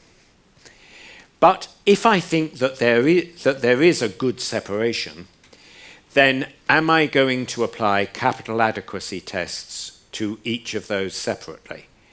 Now, that is in many ways what you would like to see happen. And since your concern is particularly for the policyholders and to make sure that they get paid, you will want to look particularly at the adequacy of the policyholders' risk fund. And you can find these things discussed in considerable length in the IFSB standards on capital adequacy. But hang on a bit. Why have we got these external shareholders involved here at all? Well, we've got them because it is very hard from the outset for the policyholders' risk fund to be self-sufficient. Okay, it might get there over time, but you've got shareholders' money in there, partly to support it. How is that articulated? And first of all, how is it tied in? How do you make sure that if there's been a bad year, the storm was ripped through, roofs have come off houses, trees have dropped on cars. If you've got a bad year, how do you make sure that shareholders' money really is there to pay the policyholders' claims? Okay, so how do we get that shareholder capital support in? Well, I've said the usual way is via an interest-free loan card. Often, in practice, regulators will make it a requirement to provide that money. They may do it by writing something into their rules. They may do it by requiring some kind of letter of support within the company. But in practice, it will often be tied in by the regulator. But okay, that's money that's sitting in the shareholders' fund. Next question is, when does it have to be paid down into the policyholders' risk fund? And there are broadly three answers that people will give you. One of them says, we are going to apply a capital adequacy test to the policyholders' risk fund, and we want its actual paid-in assets to exceed its liabilities by such and such a margin. I mean, that's a very simple test. It'll be a more complex test than that, but that's what it'll amount to. So you can say, pay it down the moment the PRF is about to fail a capital adequacy test. Second answer, well, doesn't need to be quite that early. We will accept it as being earmarked in the shareholders' funds. Pay it down when the liabilities of the PRF exceed its assets. I.e., when in balance sheet terms it's bust. That's a second answer. Third one is pay it down when that fund is illiquid. So when it actually doesn't have the funds today to pay tomorrow's claims. That is usually at a much later position because it's a characteristic of insurers, especially general insurers, that they are normally insolvent way before they're illiquid. The storm has ripped through, the roofs have come off. They know they're going to have to pay a lot of claims. They may know they haven't got the money to pay them, but they don't have to pay them this week. The builders have not started putting those roofs back on. People have not got quotes for repairing their cars, let alone had it done. So generally, this is the last of those points. Takaful operators hate the idea of paying the money down early. The reason for that is that fundamentally, it's not doing them any good. Instead of earning all of any profits you've made from investing that capital, you are getting at best a Mudarib share for it. So they really, really don't want that money tied down there for a long time. But then, how do you make sure it's there? How, as a regulator, do you stop it disappearing? And look, regulators are cynical guys. They tend to say, if the company is getting itself into a bit of a struggle, won't the shareholders be tempted to pay themselves an extra dividend, get their cash out before it collapses? So that implies you need to apply some test, either to the shareholders' fund taking account of its commitment, or to the company as a whole. One of the other really, really difficult issues in capital adequacy is, if I state it in technical terms, does CARD have gone concern loss absorption? Fundamentally, you've paid this money down, let us suppose, into the policyholder's risk fund, and you're still deeply in the hole. The company is bust. What about that card? After all, I've talked about it as an interest-free loan. Any good accountant knows that a loan is a liability in the fund. Even if I can find some way of fudging this for a capital adequacy point of view, do the shareholders have any claim on that money they've put down? Well, most typically, the Sharia scholars will say they do. And so I worry, as a regulator, about the loss absorbency of card. And that is something that any regulator will ask questions about. Tied in with this, tied in with card and with another issue that I'm going to touch on is, where do you think you are going in the long term? And this has to do with the fundamentals of Takaful. Is what you really, really want to have in the long term a mutual insurer, which may be managed for you by a set of professionals, but they get their money from their management, not from having their capital at risk. And so although it's very hard to start a pure mutual, is that where you're trying to get to?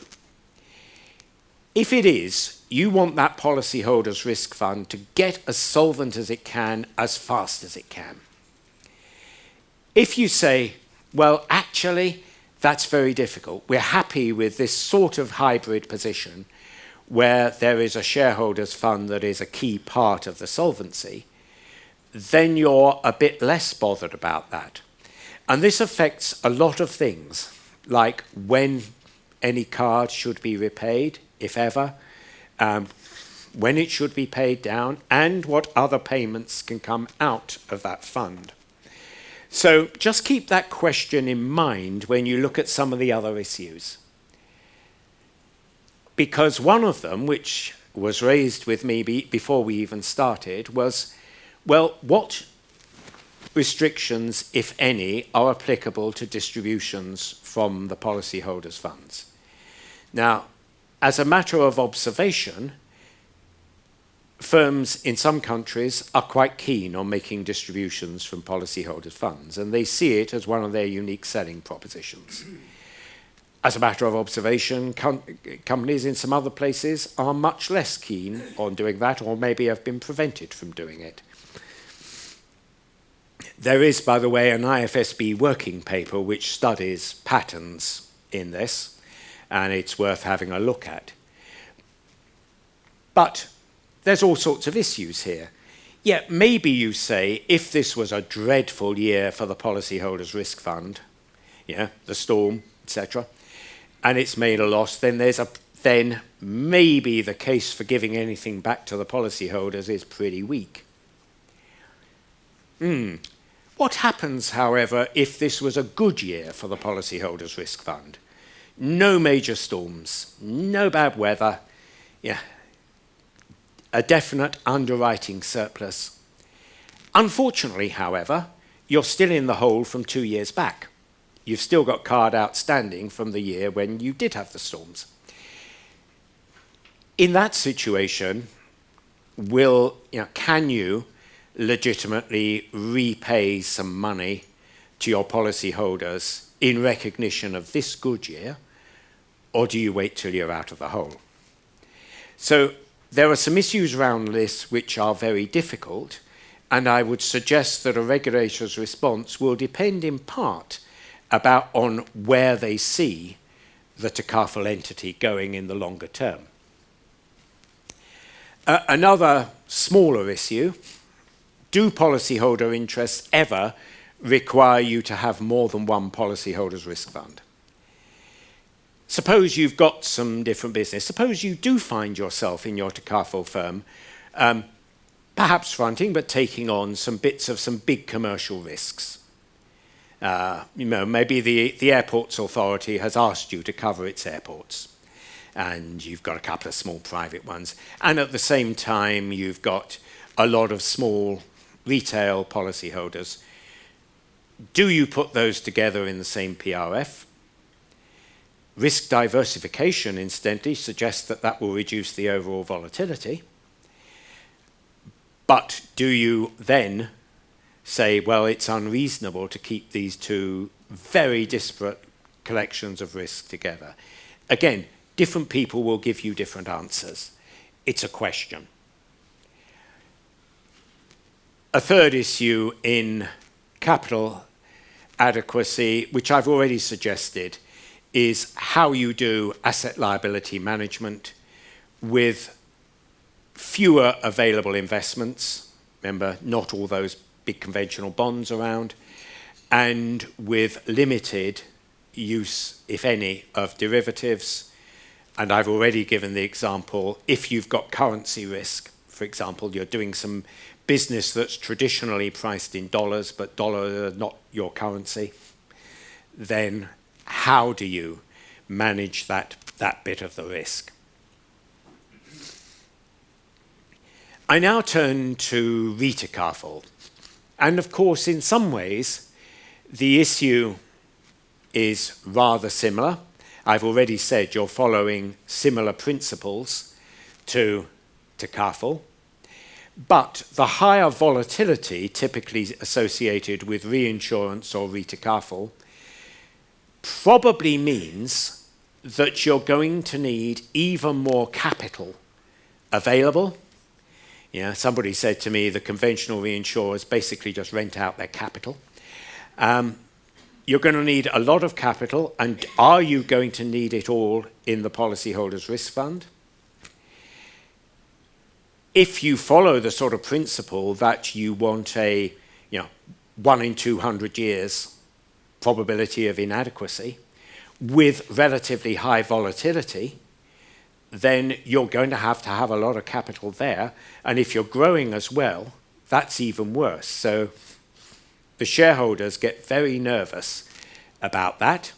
So it's a bit more challenging. There are also some other bits and pieces going on. Remember, I said that in anybody's decent view, and certainly in the view of the IFSB standards, you pay for Takaful out of the policyholders' risk fund, and the recoveries go back there. But there are some sneaky things around, like ceding commissions. If you're getting ceding commissions out of your reinsurer, Takaful entity, whatever it is, where do they go? Well, in my view, they go back into the policyholders' risk fund, but there will be a few people tempted to take them out by some other means. That it becomes effectively a way of siphoning the policyholders' money out of their risk fund. Sort of thing you watch for.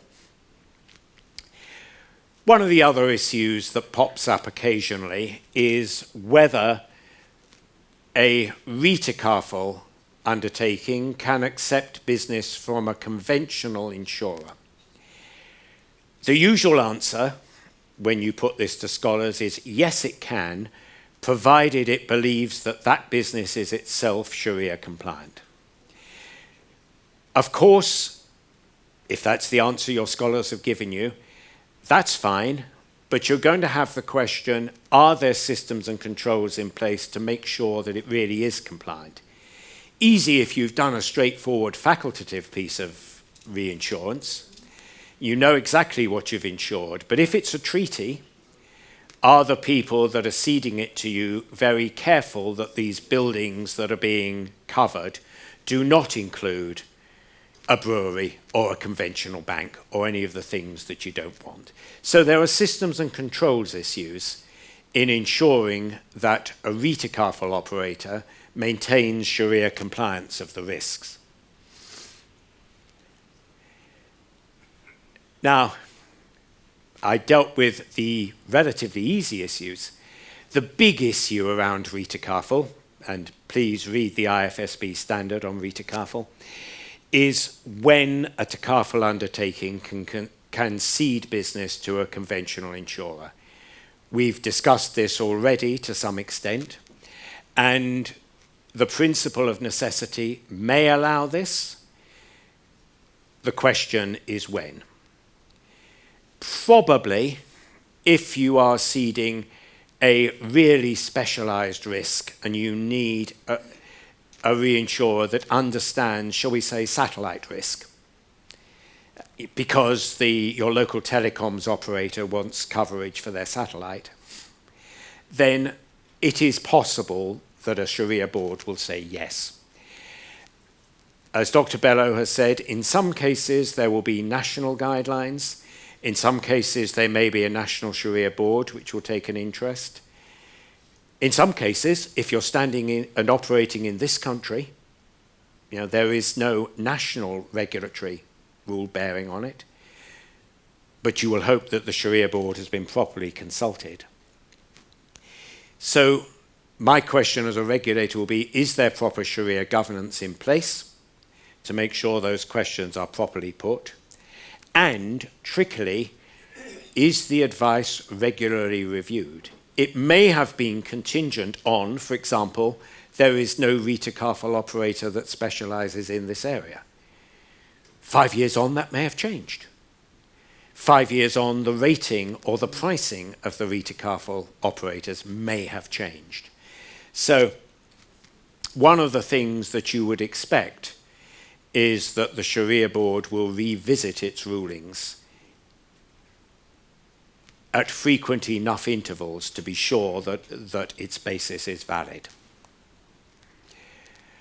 Okay, I move now to conduct of business. Now, here the specificities are mainly around the sales process, especially, of course, where you are dealing with retail sales. And in some countries, potential policyholders may be unfamiliar with Takaful. Yes, of course, Islamic finance places great emphasis on clarity of contract, but even conventional insurance contracts aren't that easy to read. And it would be very easy for someone buying things to say, oh yeah, this is insurance, I understand what's there. Actually, they're signing up to a slightly different, materially different set of contracts and should be aware of them. Are any expectations being created in that sales process about distributions from the policyholders' risk fund? It's one thing to say this may happen, but there is no right to it. If you say, yeah, this may happen, and in the last 10 years we have done it in every year, are you creating an expectation which exceeds what you may be able to deliver?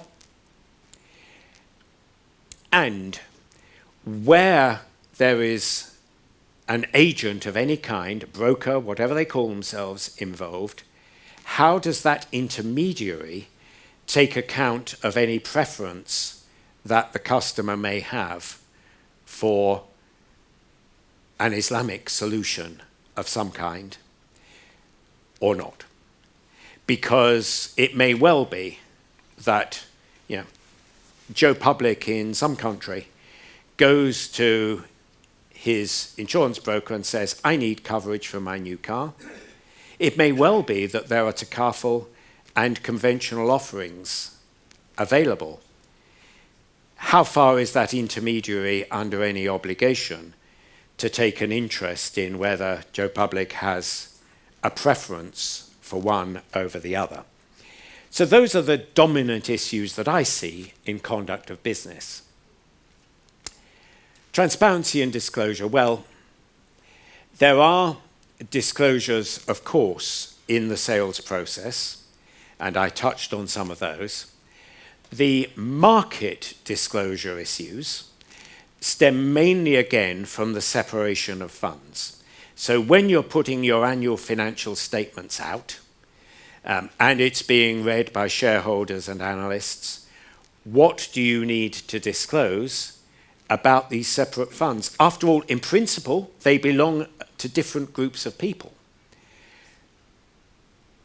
But on the other hand, they have linkages that are relevant to capital adequacy. So in general, you would want to see disclosures for the funds separately. And so one of the issues, again covered in the standards, is which disclosures need to be made at fund level. Other issues here, disclosures for windows. Now, as it happens, someone a couple of days ago asked me, what disclosures do people make about Islamic windows in the UK? I struggled to find her a good example. Fortunately, there are some countries where I can get sensible answers, and I showed her a few. But how far do you regard that window as a ring-fenced entity about which separate disclosures need to be made? Again, I would tend to say, yeah, it is a separate entity. You want those windows disclosures, but do you always get them? Not necessarily. And I'll touch briefly on, in some sense, ESG disclosures. I'm not being fussy here about whether this is ESG or sustainability or where the lines are. But you hope that if Islamic finance claims to be a principled system, it will, for that reason, if for no other, make disclosures. And in fact, the relevant IFSB transparency and disclosure standard does mandate across the ESG spectrum a set of broadly processed disclosures akin to those that the Task Force on Climate-Related Financial Disclosures requires simply for climate. So the IFSB standards have broadened somewhat the applicability of those disclosures. Now, two emerging issues. Climate is getting to be an interesting issue around the whole of Islamic finance. Can I ask a question, or should we leave it at the end? Yeah, by all means. Yeah. I mean, going back to your, first of all, thank you very much. I think it's quite comprehensive and very detailed presentation. I'm grateful for that. Now, going back to the disclosure. Okay, let's see if I can get back. Yes. Now, the windows do not have their own regulated or legal structure as such. So they would fall within the entity under which they sit. Yes. As a window. So the same disclosure and, or whatever other, regulatory or the legal application have to be applied, in my humble opinion, the same would apply to that as well. Okay. So therefore, I don't think we need a separate disclosure for the windows because they don't have any separate structure as such. They just sit in under the parent group or whatever it is. Well, I get quite nervous when you say they don't have any structure, because one of the things... Right. One of the things that we most... After all, if you want that window to be considered as Sharia compliant, then there must be things you can say about that window that you cannot say about the conventional entity in which it sits. And that is probably more than simply what risks does it cover, but is there a concept of there being a policyholder risk fund within it, which belongs to the policyholder and which is available to meet their risks and no others? Does it have investments that are attributable to it and that you can say are Sharia compliant? And do they match up? What are the channels by which it interacts with the conventional parent of which it's a part? Now, those are all very, very difficult issues. And look, if I look around the world, I will see some places in which the Sharia scholars have given the windows a ring fence around them, which make them look almost like separate companies. And I will see some places where there are very, very weak ring fences. But if you want to be able to claim that this entity is Sharia compliant, beyond the basics of saying, we don't insure breweries, then exactly what claim is that in structural terms? If I may, I will continue, and I'll happily return to those issues later. On climate, there are two real issues here. One is the impact of climate change on the Takaful undertaking, and you're talking here classically about physical and transition risks. And then there is the one about what impact the Takaful undertaking has on climate in terms of where it invests and so on. Clearly, the physical risks particularly are material for any kind of insurer. Yes, you can say a general insurer normally does single-year policies. Why is there a big issue about the physical risks? The trouble is, one of the things physical risks do is increase the probability of very rare events. Yeah, and if you used to get a tropical storm once in 100 years and now it's coming down to 1 in 50, that has increased your risks, but that doesn't necessarily show up in the year-on-year figures for the years where you don't get a tropical storm. So there are some real issues here. So far, the jury is out, I think, on whether there are material Islamic specificities to these. Sorry. Tail end of a cold. Which is why I won't talk about them now in too much detail.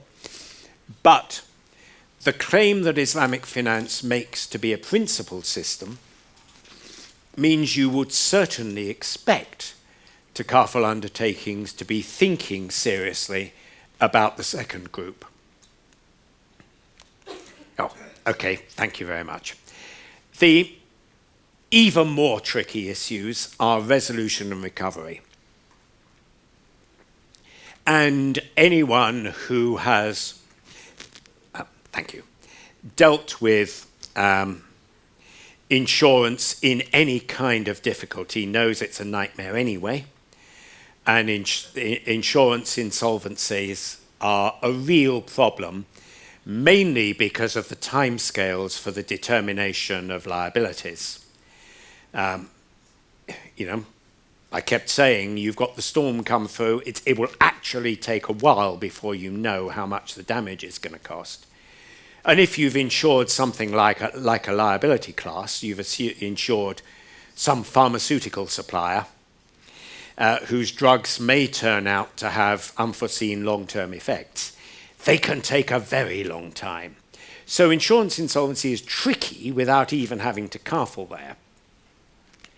On the other hand, you'd think Takaful ought to have an advantage because you've got a nice separate PRF, and with any luck, you can transfer it to another Takaful operator. There are a couple of tricky issues here, though. One of them is that contract novation in Sharia can be tricky without having to get the consent of individual policyholders. The other goes back again and again and again to the issue that Sharia tends not to recognize priorities between creditors with equal security. And this means, once again, can you give the policyholders preference over, say, the shareholders' claims to be refunded their card? Now, I can only flag that because fundamentally what you're dealing with here is going to be the interaction between the secular law of the country and Sharia law. And I've asked the question before, will the courts recognize a segregation of funds? Even as between policyholders and shareholders? And if there's more than one policyholder fund, will they recognize a segregation between, remember, those airport policyholders and the retail policyholders? Associated with that, will they recognize any hierarchy of creditors? And I've centered this around a liquidation. You're saying, why do I do that? Why aren't we looking just at recovery and perhaps some sort of bail-in of somebody? And the answer is that when you're thinking about recovery, you normally think about liquidation as a worst case and are trying to get to a sort of no creditor worse off situation. Well, you can only do that if you know what the worst case is. And fundamentally, we don't know what the worst case is. And I have to say, I think there is no practical experience. The good or bad news is that where Takaful firms have got themselves into trouble, they've either done it early when they can run off, or perhaps there has been some quietly engineered white knight buyout, and regulators in some jurisdictions are quite good at doing that. Okay, the very last bit, supervisory issues. What would I be thinking of as a supervisor? Yes, of course, I want to see whether the rules are being observed. I want to see whether the numbers add up. But often the rules are fairly general. Around corporate governance, they very commonly are. And so I will often want to see how things are working. How is that corporate governance working? I can see what the manual says about Sharia governance. What's happening on the ground? Yeah. Do I want to go in and get the papers for the last Sharia board, for example, and see how issues were put to them and what sort of resolutions they made? Another thing that I worry about is misaligned incentives. Because if someone's incentives are misaligned, they may be very tempted to do the wrong thing. And I shall come back to that in a moment. I want to look at flows of funds. I gave the example of seeding commissions for Takaful. I'm always interested in whether the managers are trying to get the money away from the policyholders. That will be the key one. And then I'll say a couple of words about runoff. There are also some issues in family Takaful, Takaful windows. I've talked about ring fences. Are they being observed? And resolution.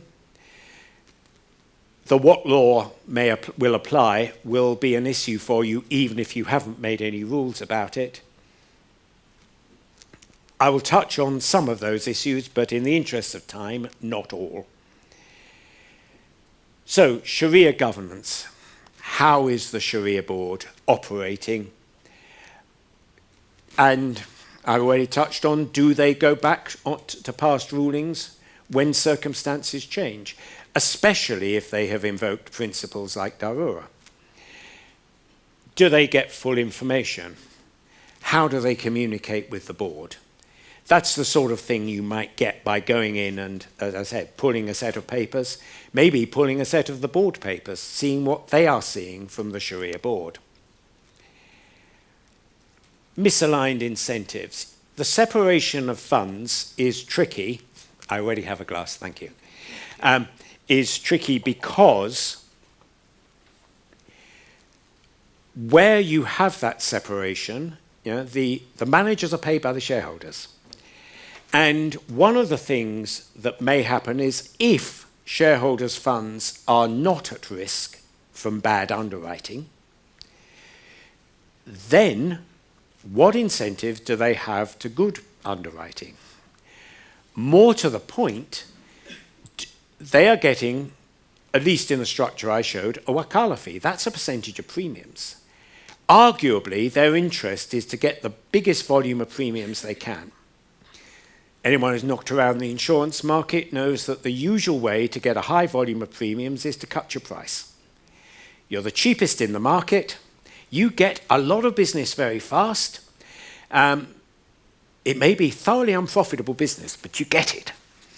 So we have seen conventional insurers crash and burn by doing that. So is there a temptation to write for volume? Well, if there is, there are a couple of things that may mitigate it.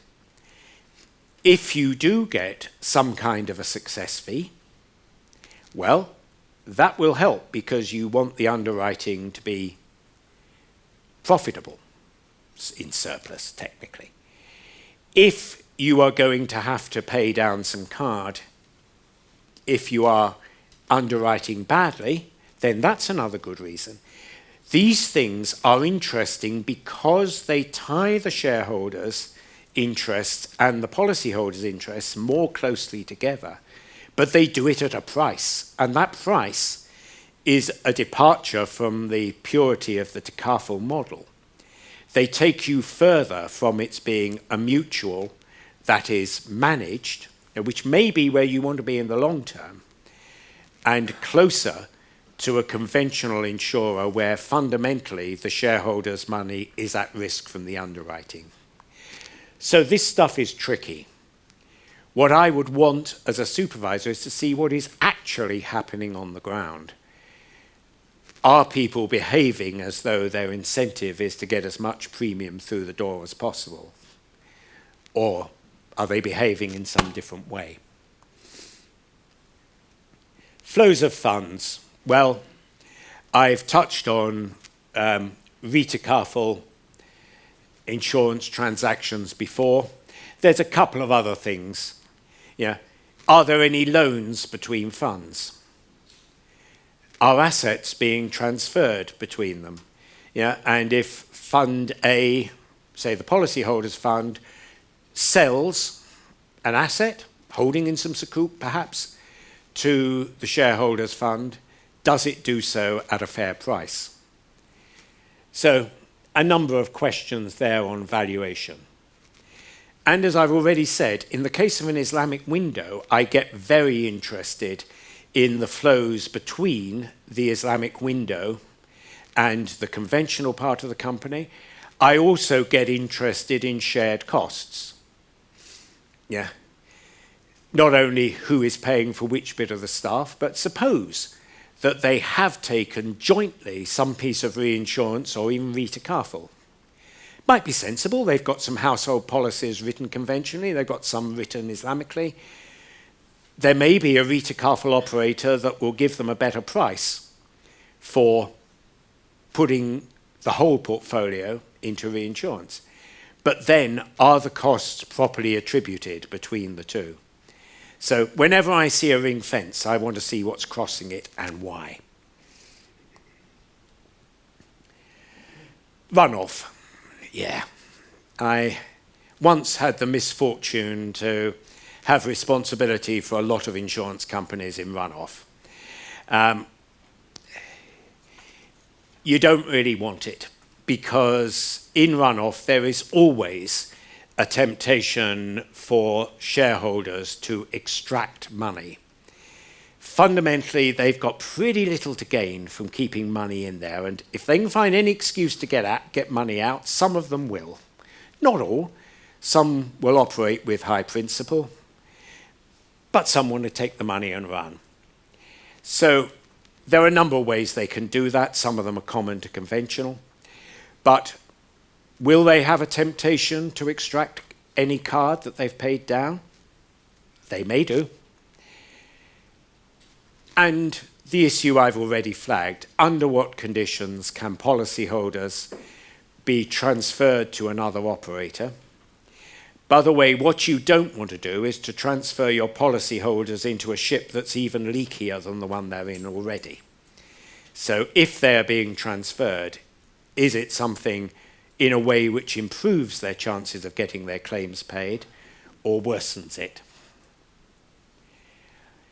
New business strain. We all know probably that new business strain is a common issue with particularly life insurance, because the cost of acquisition, what you pay for advertising and brokers and all of that to get someone to sign up to, a 20, 25-year policy, is a very high proportion of the first year's premiums.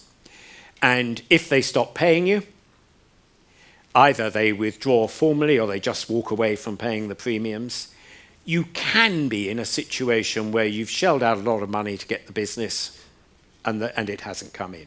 That's common.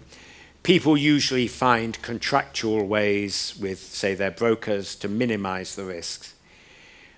The one way in which it will be different in Takaful is if the money has been paid into the PIF, Policyholders Investment Fund, if that is held to be the money of the policyholders, then if they withdraw, are they actually entitled to a significant amount of the money back? Does that make your problem even worse? Something I would keep an eye on. And in any event, supervisors always like to look at withdrawal rates, particularly from life policies, partly because of new business strain, partly because it may also indicate they were missold in the first place. One final comment, really. Where there is regulatory goodwill, I think most of the issues can be managed even in a system that has not responded strongly to Takaful. And there are places, as I've said, that find it very difficult to change their regulatory system. Yeah. If you go to any company in the EU, it will say, we could only change our rules if we get the whole of the European Union to do it. We can't actually do very much. They will find ways through if they have regulatory goodwill. The big but, however, is that they will typically do that in ways which blur the difference between Takaful and conventional insurance. They will look at all the money in the firm. They will perhaps not take very much interest in Sharia governance. There will be much more weight on the company to behave in a proper way. And it is, after all, exactly because you would want the regulatory system actually to be a bit different, that we have something like the IFSB, that we write standards, that we hope that as many jurisdictions as possible will implement it. Because eventually this is about preserving the difference between Islamic and conventional finance. So, there I leave you, my presentation. I will happily now try and field any questions. Am I right in thinking I've got till about 1 o'clock if I need it? Yeah, okay, yeah.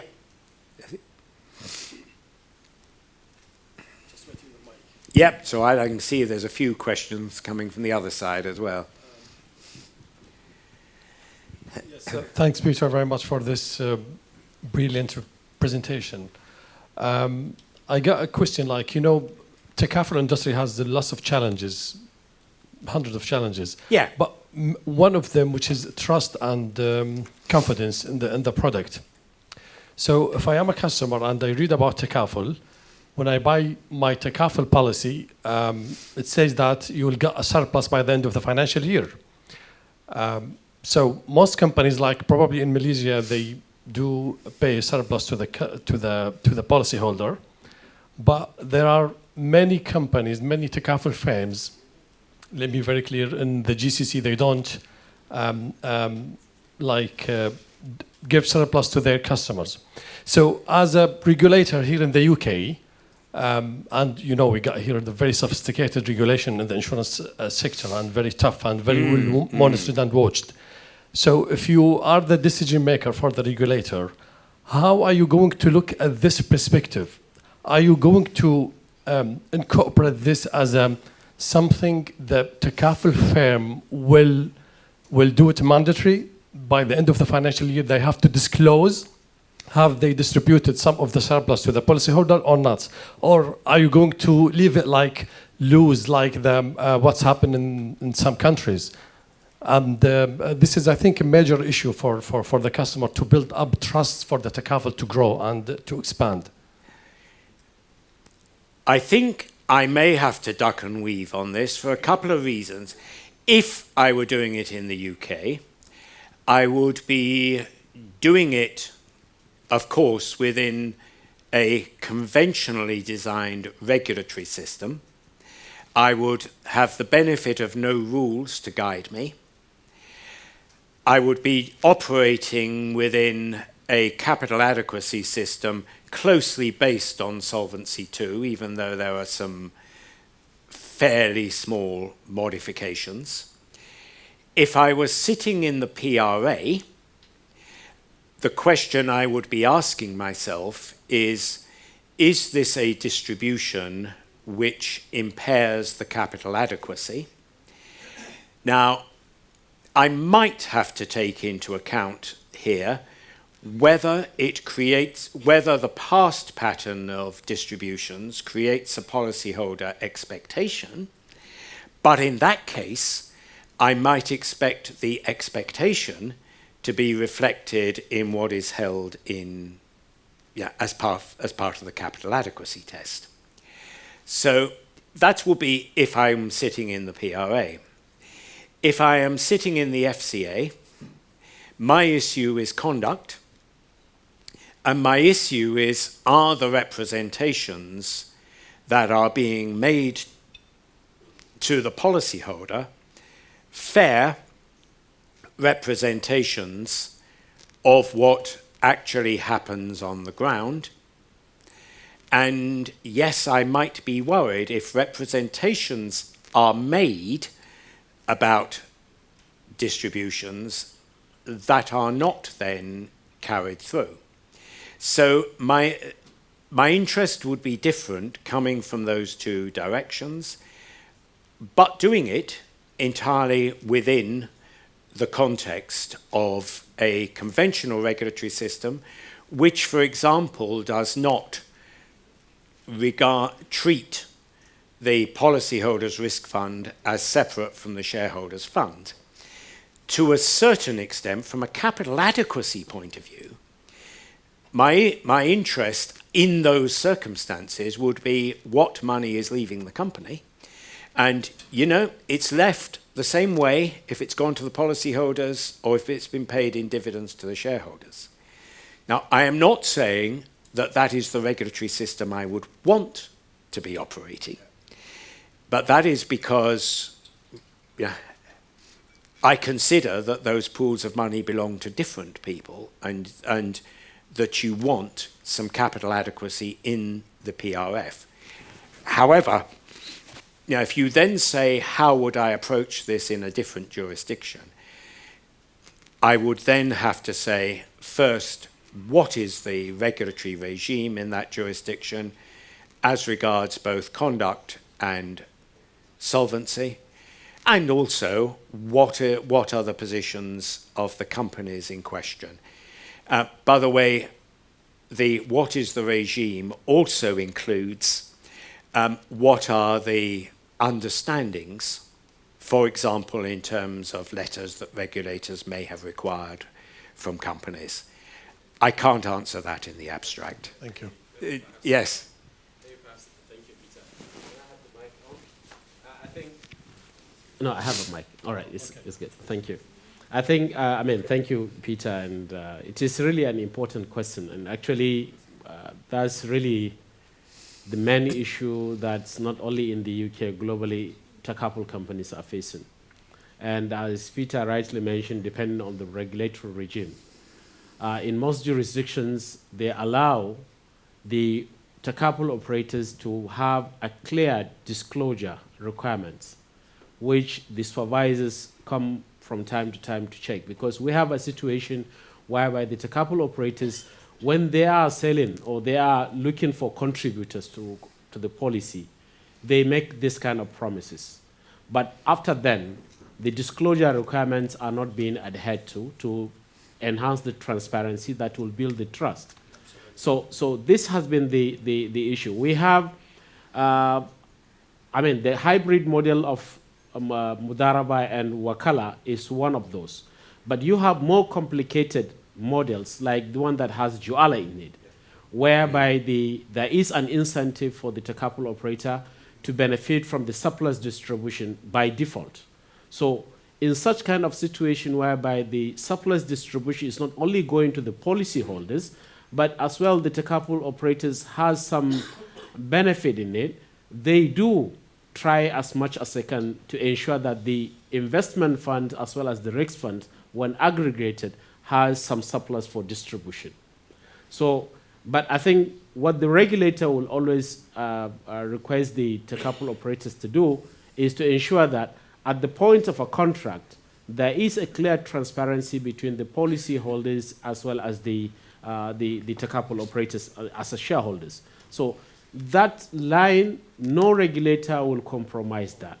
And in the GCC, they believe that, also some of the scholars, they believe that you cannot promise outrightly to deliver a surplus because you don't know what is going to happen. And the Takaful insurance system is all about getting away from this kind of uncertainty. Garar in any form should be avoided, because there is a garar whereby you promise the policyholders that you will be making distribution. So what we normally recommend for the regulators to ensure is that the Takaful operators should not be making this kind of commitment, and that's why in certain jurisdictions they are not allowed to make this kind of declaration and promise, and that they build trust. But I think there is a challenge, or maybe there is some kind of lack of the proactiveness by the Takaful operators to really engage with the policyholders, to really engage with the industry, to be able to provide this required transparency that is needed. And that's where the issue of trust is always sufficient. Thank you very Okay. much. I think both Faisal and Professor Habib have raised their hands early, and I think you're... So let's get a microphone over there, because that table's going to keep us busy. What about this side? Ah, okay.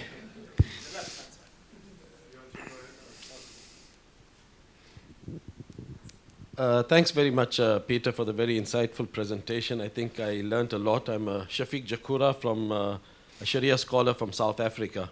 Hi. I just wanted to ask a question with regards to the ownership of the funds in the participants' fund. Would we say that the participants own those funds, or would we merely say that they have some rights to the fund? Because when you say that they own it, then issues of inheritance and other related issues like zakat and those sort of things come about. So just something around that, if you have any thoughts on that. Yeah, Dr. Bello looks as though he would like to answer it, and I am inclined to say that my first reaction would be to ask a Sharia scholar. I think the issue is, that's the key difference between a bilateral contract and a unilateral contract. The Takaful contribution is a unilateral contract and is based on the concept of tabarru, which is the donation. So when you donate something, you wholeheartedly give it back, and you don't expect anything in return. But however, the Takaful model, the way it works, there is an expectation that is being built in the event that what you donated is actually not exhausted, then there will be something that will be coming back to you. That is the right to ownership is limited to the amount of distribution that may be arising at the end of where there is availability of surplus to be distributed. But other than that ownership, you have no ownership, because when you donate, you don't expect anything to come back in return. So I think that's my clarification. So maybe we should articulate it as saying that you have some rights to the fund. They are owned by different entities. Well, the right from onset, the Takaful or the policyholders' funds is actually not owned. There is a clear segregation that is not owned by the Takaful operator. So it's owned by the contributors, those that contribute. And you have some Takaful models actually whereby the contributors, the claims are not limited only to the contributors of the fund, especially the cooperative model and pure mutual models as well. So such kind of situation, you will have any ownership, source of ownership is only limited to the fact that you own the funds, but you don't have any additional right to that REX fund. But we have seen in other jurisdictions whereby the funds are segregated into investment funds as well as the REX funds. So for the investment funds, they do have separate regulation to say that there are some amount of limited rights that is being extended to the investment fund. All right, because potentially, if the REX fund is not exhausted, the investment fund will have to be returned and be distributed among the members.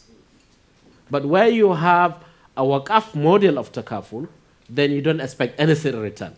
No surplus, no any distribution or any even return. That whatever return that is generated from the investment fund is flowed back or distributed between either rolled back to the investment funds or topped up the REX fund of the Takaful policyholders. I hope that clarifies. Thank you. Yeah, Okay. Peter, this relates to the issue about capital of the two funds. I think one of the key variables there would be the wakala fee, what rate wakala fee is charged. So for example, if the wakala fee is 20%, most likely there'll be always surplus in the risk fund, but if it's 40%, most likely it will be in deficit and there'll be cut going back and forth. So I'm just curious whether there are some regulatory insights in this, because I think Bahrain is probably one of the few jurisdictions where the regulators have some guidelines of what the wakala fee is, because they're aware that depending on the wakala fee, you will basically have problems with the risk fund card going back and forth frequently. So if it is at lower rate, then you will not have that problem.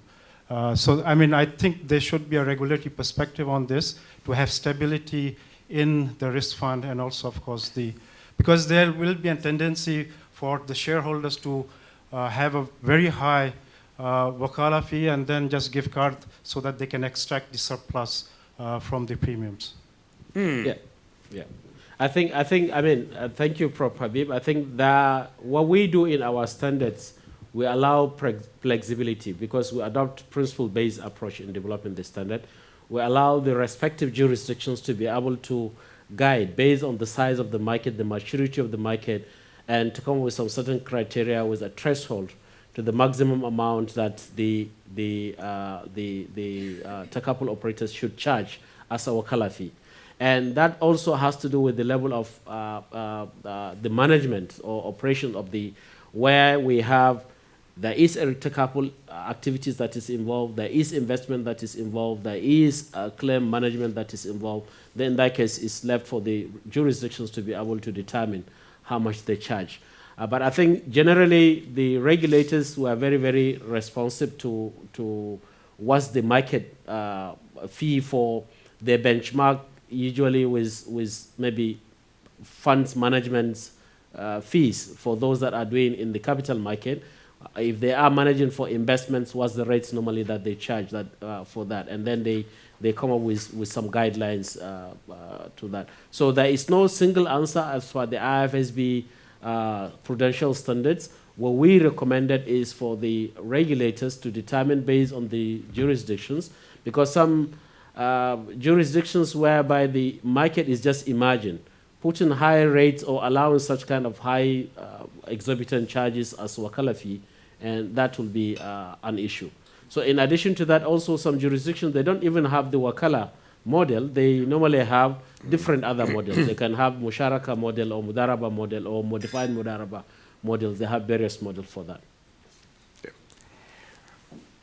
Right, one more over there, and then I have a couple of major claims on the other side. Sure.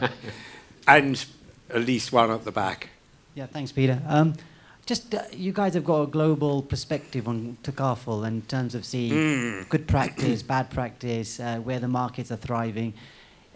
Would you say Malaysia is probably the foremost country where Takaful is thriving? Because I saw a presentation 2-3 years ago where it was said in the presentation that the model there has worked really well to the point where surpluses are given back to policyholders, which they don't obviously get in the conventional space. And Takaful was now starting to overtake conventional insurance, and it was really, a very good, thriving model. Is that right?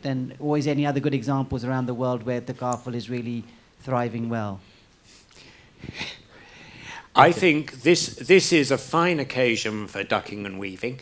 I think Malaysia has certainly done well with Takaful, and it has managed to attract a significant proportion of non-Muslim policyholders.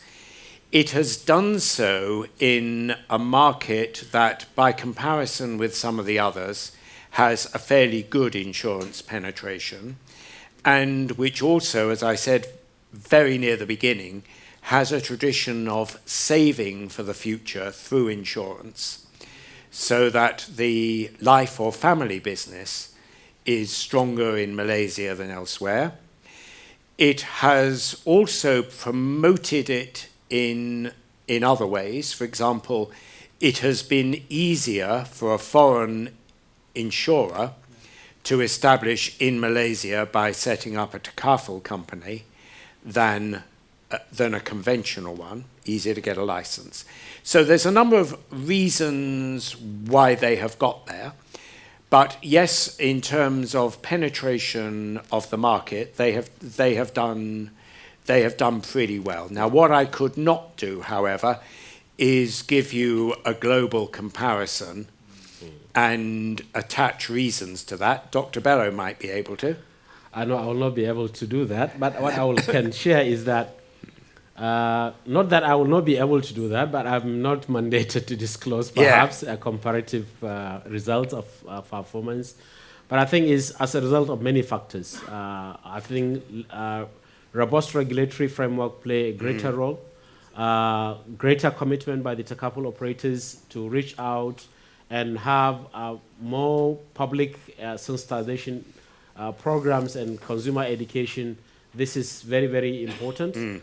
To have a level playing field among all the, between insurance as well as the Takaful operators as a framework is quite essential. The political will and the level of financial literacy and financial sensitization play a greater role as well. And the level of regulatory compliance and the supervisory aspect, because the capacity of the regulators, the ability of the regulators to be able to supervise effectively, that really play a greater role. But in jurisdictions whereby the regulators themselves lack the capacity to understand how the Takaful models work, that really stifles growth as well. But most importantly, the issue that I would like to highlight, based on the supervisory issues highlighted by Peter, is that there are a lot of ethical issues with the Takaful CEOs, for example. A Takaful CEO wants to operate like an insurance CEO. You are operating a different world. Whatever the insurance company take as a premium, they take it. That is a money gone by the policy subscribers. But in Takaful, it's not similar. So you have some kind of ethical lifestyle and issues that you see the way that the Takaful operators, they want to compete with conventional insurance. You have a different business model, and it's quite difficult for you to. So in certain jurisdictions, this play a greater role in the success and the sustainability of the Takaful industry. Yes. Thank you very much. Yes.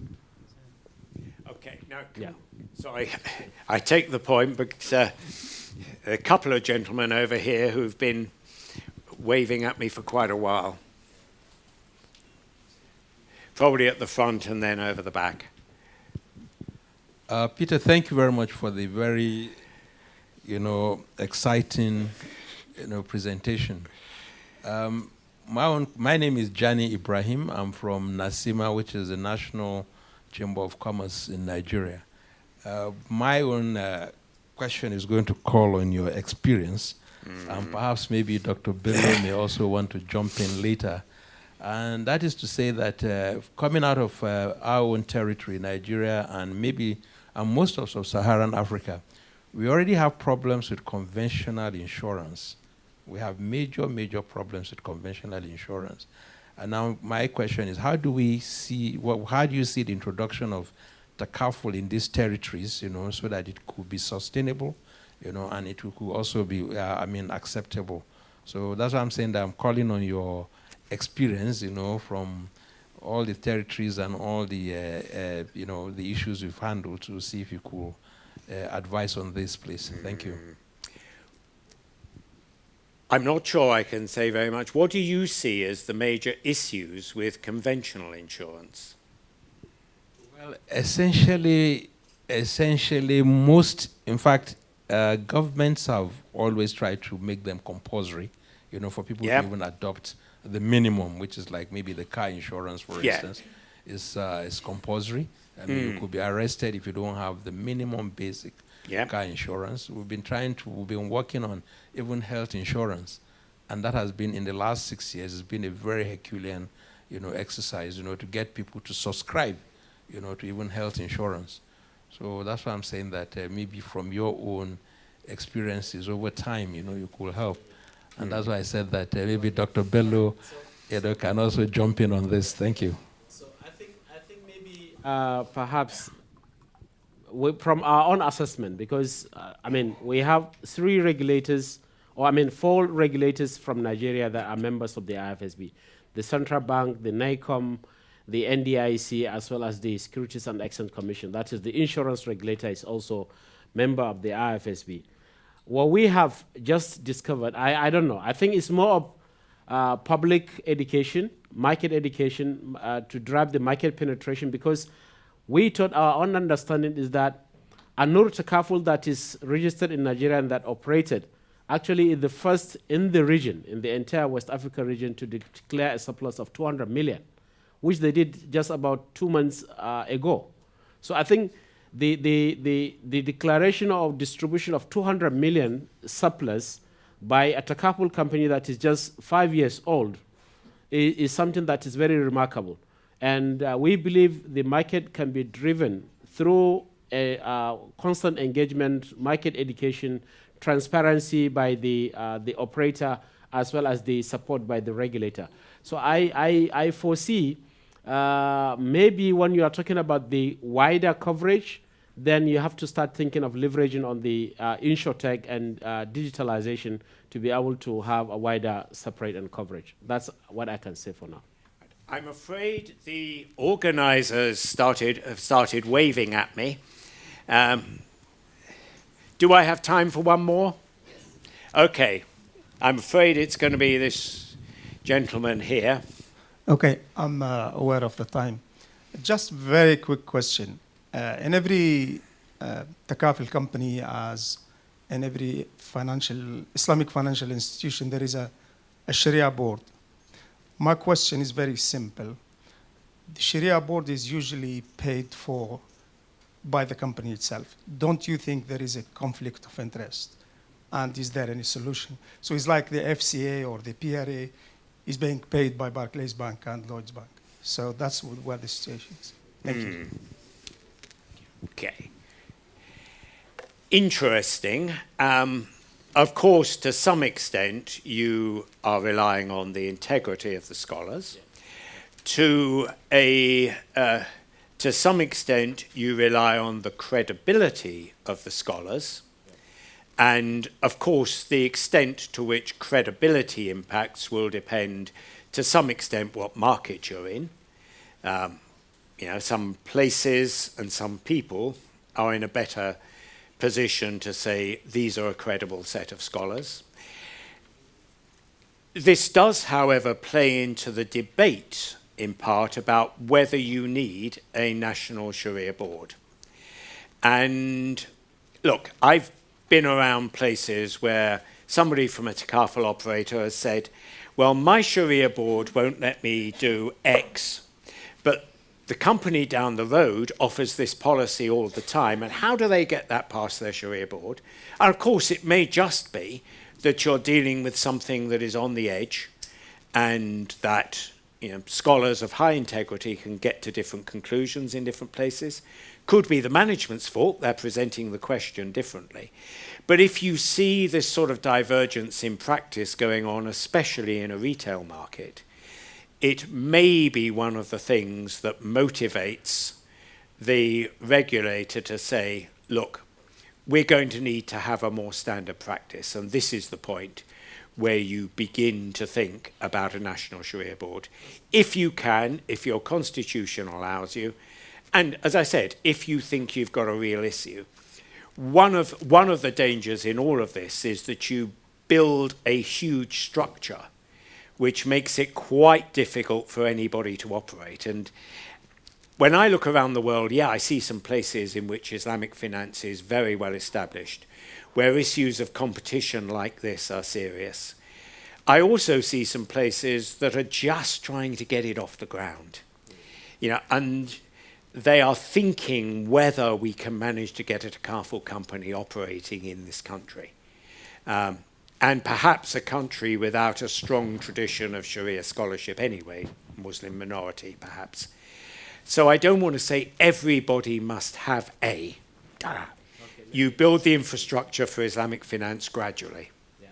Just to add to you what you said, just said, Peter, is that in the Islamic Financial Institutions Sharia governance framework, there is a fit and proper criteria first, which the regulators should consider before appointing any member of a Sharia board for any financial institutions, whether it's Takaful or banking or any mutual fund, Islamic mutual funds. In addition to that, fit and proper criteria, there are also safeguards that are being recommended by the regulators to ensure that the Sharia boards are independent, and then it's just like questioning, if you are questioning the independence of the Sharia board, it's like you build a masjid and maybe you are questioning whether if the imam will allow you to pray 2 rakat as against 4 rakat, something like that. So I mean. Sorry, it's not the same case. Okay. So integrity and competence. Yes, please. Is a condition for even appointment. if you go to the FCA, if you are a member of any body, it is a must, but is not sufficient. So it doesn't mean because there is a independence for the FCA, that means the FCA officers, they lack integrity. So relying on integrity by itself, I know we may have that for a short term, but what I'm advocating, what we want to see is an independent Sharia board, and this is maybe where the Islamic Chamber of Commerce can play a major role. That means we can have all the Sharia boards belonging to an external body because you are dealing with the public and with the public money. The FCA is there is to protect the public money and public interests. What we are looking at, we don't want to be, because we want something spiritual, something in compliance with our beliefs, belief system, we don't want to be cheated on that. So how we do that is independence, and this is like in the Islamic jurisprudence, Imam Ahmad says, if you see a scholar going to the palace of the ruler, is not a proper scholar. Why? Because there is an issue of independence. So the matter of independence, whether it's in judiciary or in controlling, is a Muslim invention. I do completely understand that when we want something to take off the ground, we may compromise. We may pay more money for the same product. We may do all of that. That's fine, absolutely fine. But how can we, sitting here, how can we look forward, have a plan? And because here we have the Islamic Chamber of Commerce or the OIC, we can look for something that can get us to that level. Thank you. Thank you very much, brother, for your contribution. I think it all depends on the jurisdiction. You cannot have one size fits all. As you rightly mentioned, we have different mazhabs, all right? And then different scholars' views and different composition of the scholars. And likewise, even for the establishment at a corporate level, institutional level, to have a Sharia board, we have the centralized Sharia board model as highlighted by Peter, which is a national Sharia board, and then you have the institutional level. Now, at the institutional level, if a particular jurisdiction, for example, the UK now decided that the Sharia board for all this, for transparency and so on, will be appointed by maybe certain different body or association of Islamic banks. That's another model that can be adopted. So there is nothing wrong with having that. But in most cases, there are costs associated with the Sharia activities. There is also for the Sharia review and Sharia process that the Sharia scholars will have to undertake. Who is to bear that cost? Why is the source of that cost coming? That's number one. Number two, there is also an issue of reputational risk, whereby you are disclaiming, you are creating some assumption that the Sharia scholars cannot be trusted. So that's no, I mean, I'm just thinking aloud, but we take your views of another Sharia model, depends on the jurisdiction. But what we try to understand is that to make sure that the Sharia scholars are trusted, because these are scholars that they're supposed to have the highest level of ikhlas. So if they have the highest level of ikhlas, we don't expect the Sharia scholars to dance to the tune of the Takaful operators. That's the second point. The last point that I would like to make is that the regulators always serve as a goalkeeper. They do have at their own level to decide whether to accept what is being presented by the institutions or not.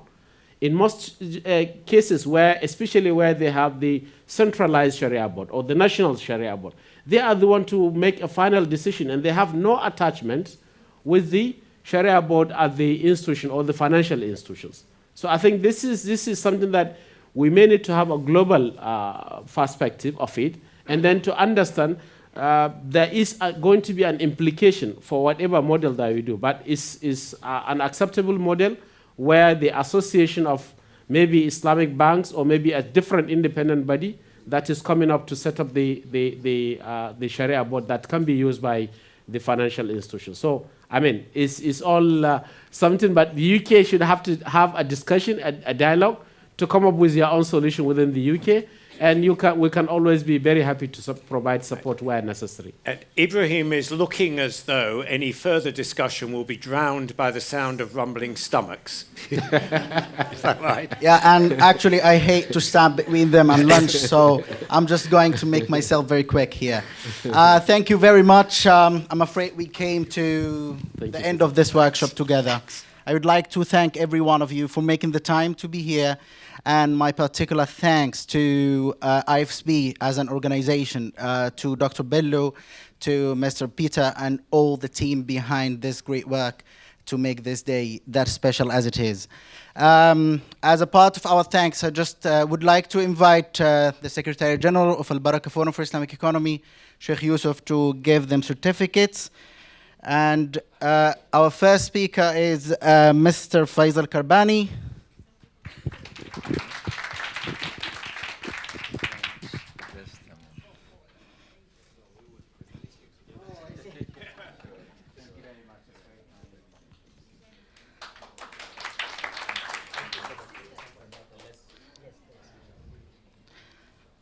And Mr. Peter Casey.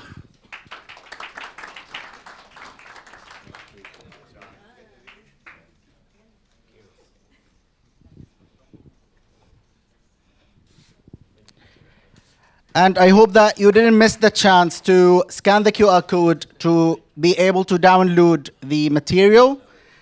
And at the same time, you can register your name. We will send to your email your digital certificate for attending this workshop. Thank you very much again, and a delicious lunch is waiting for you. Thank you very much.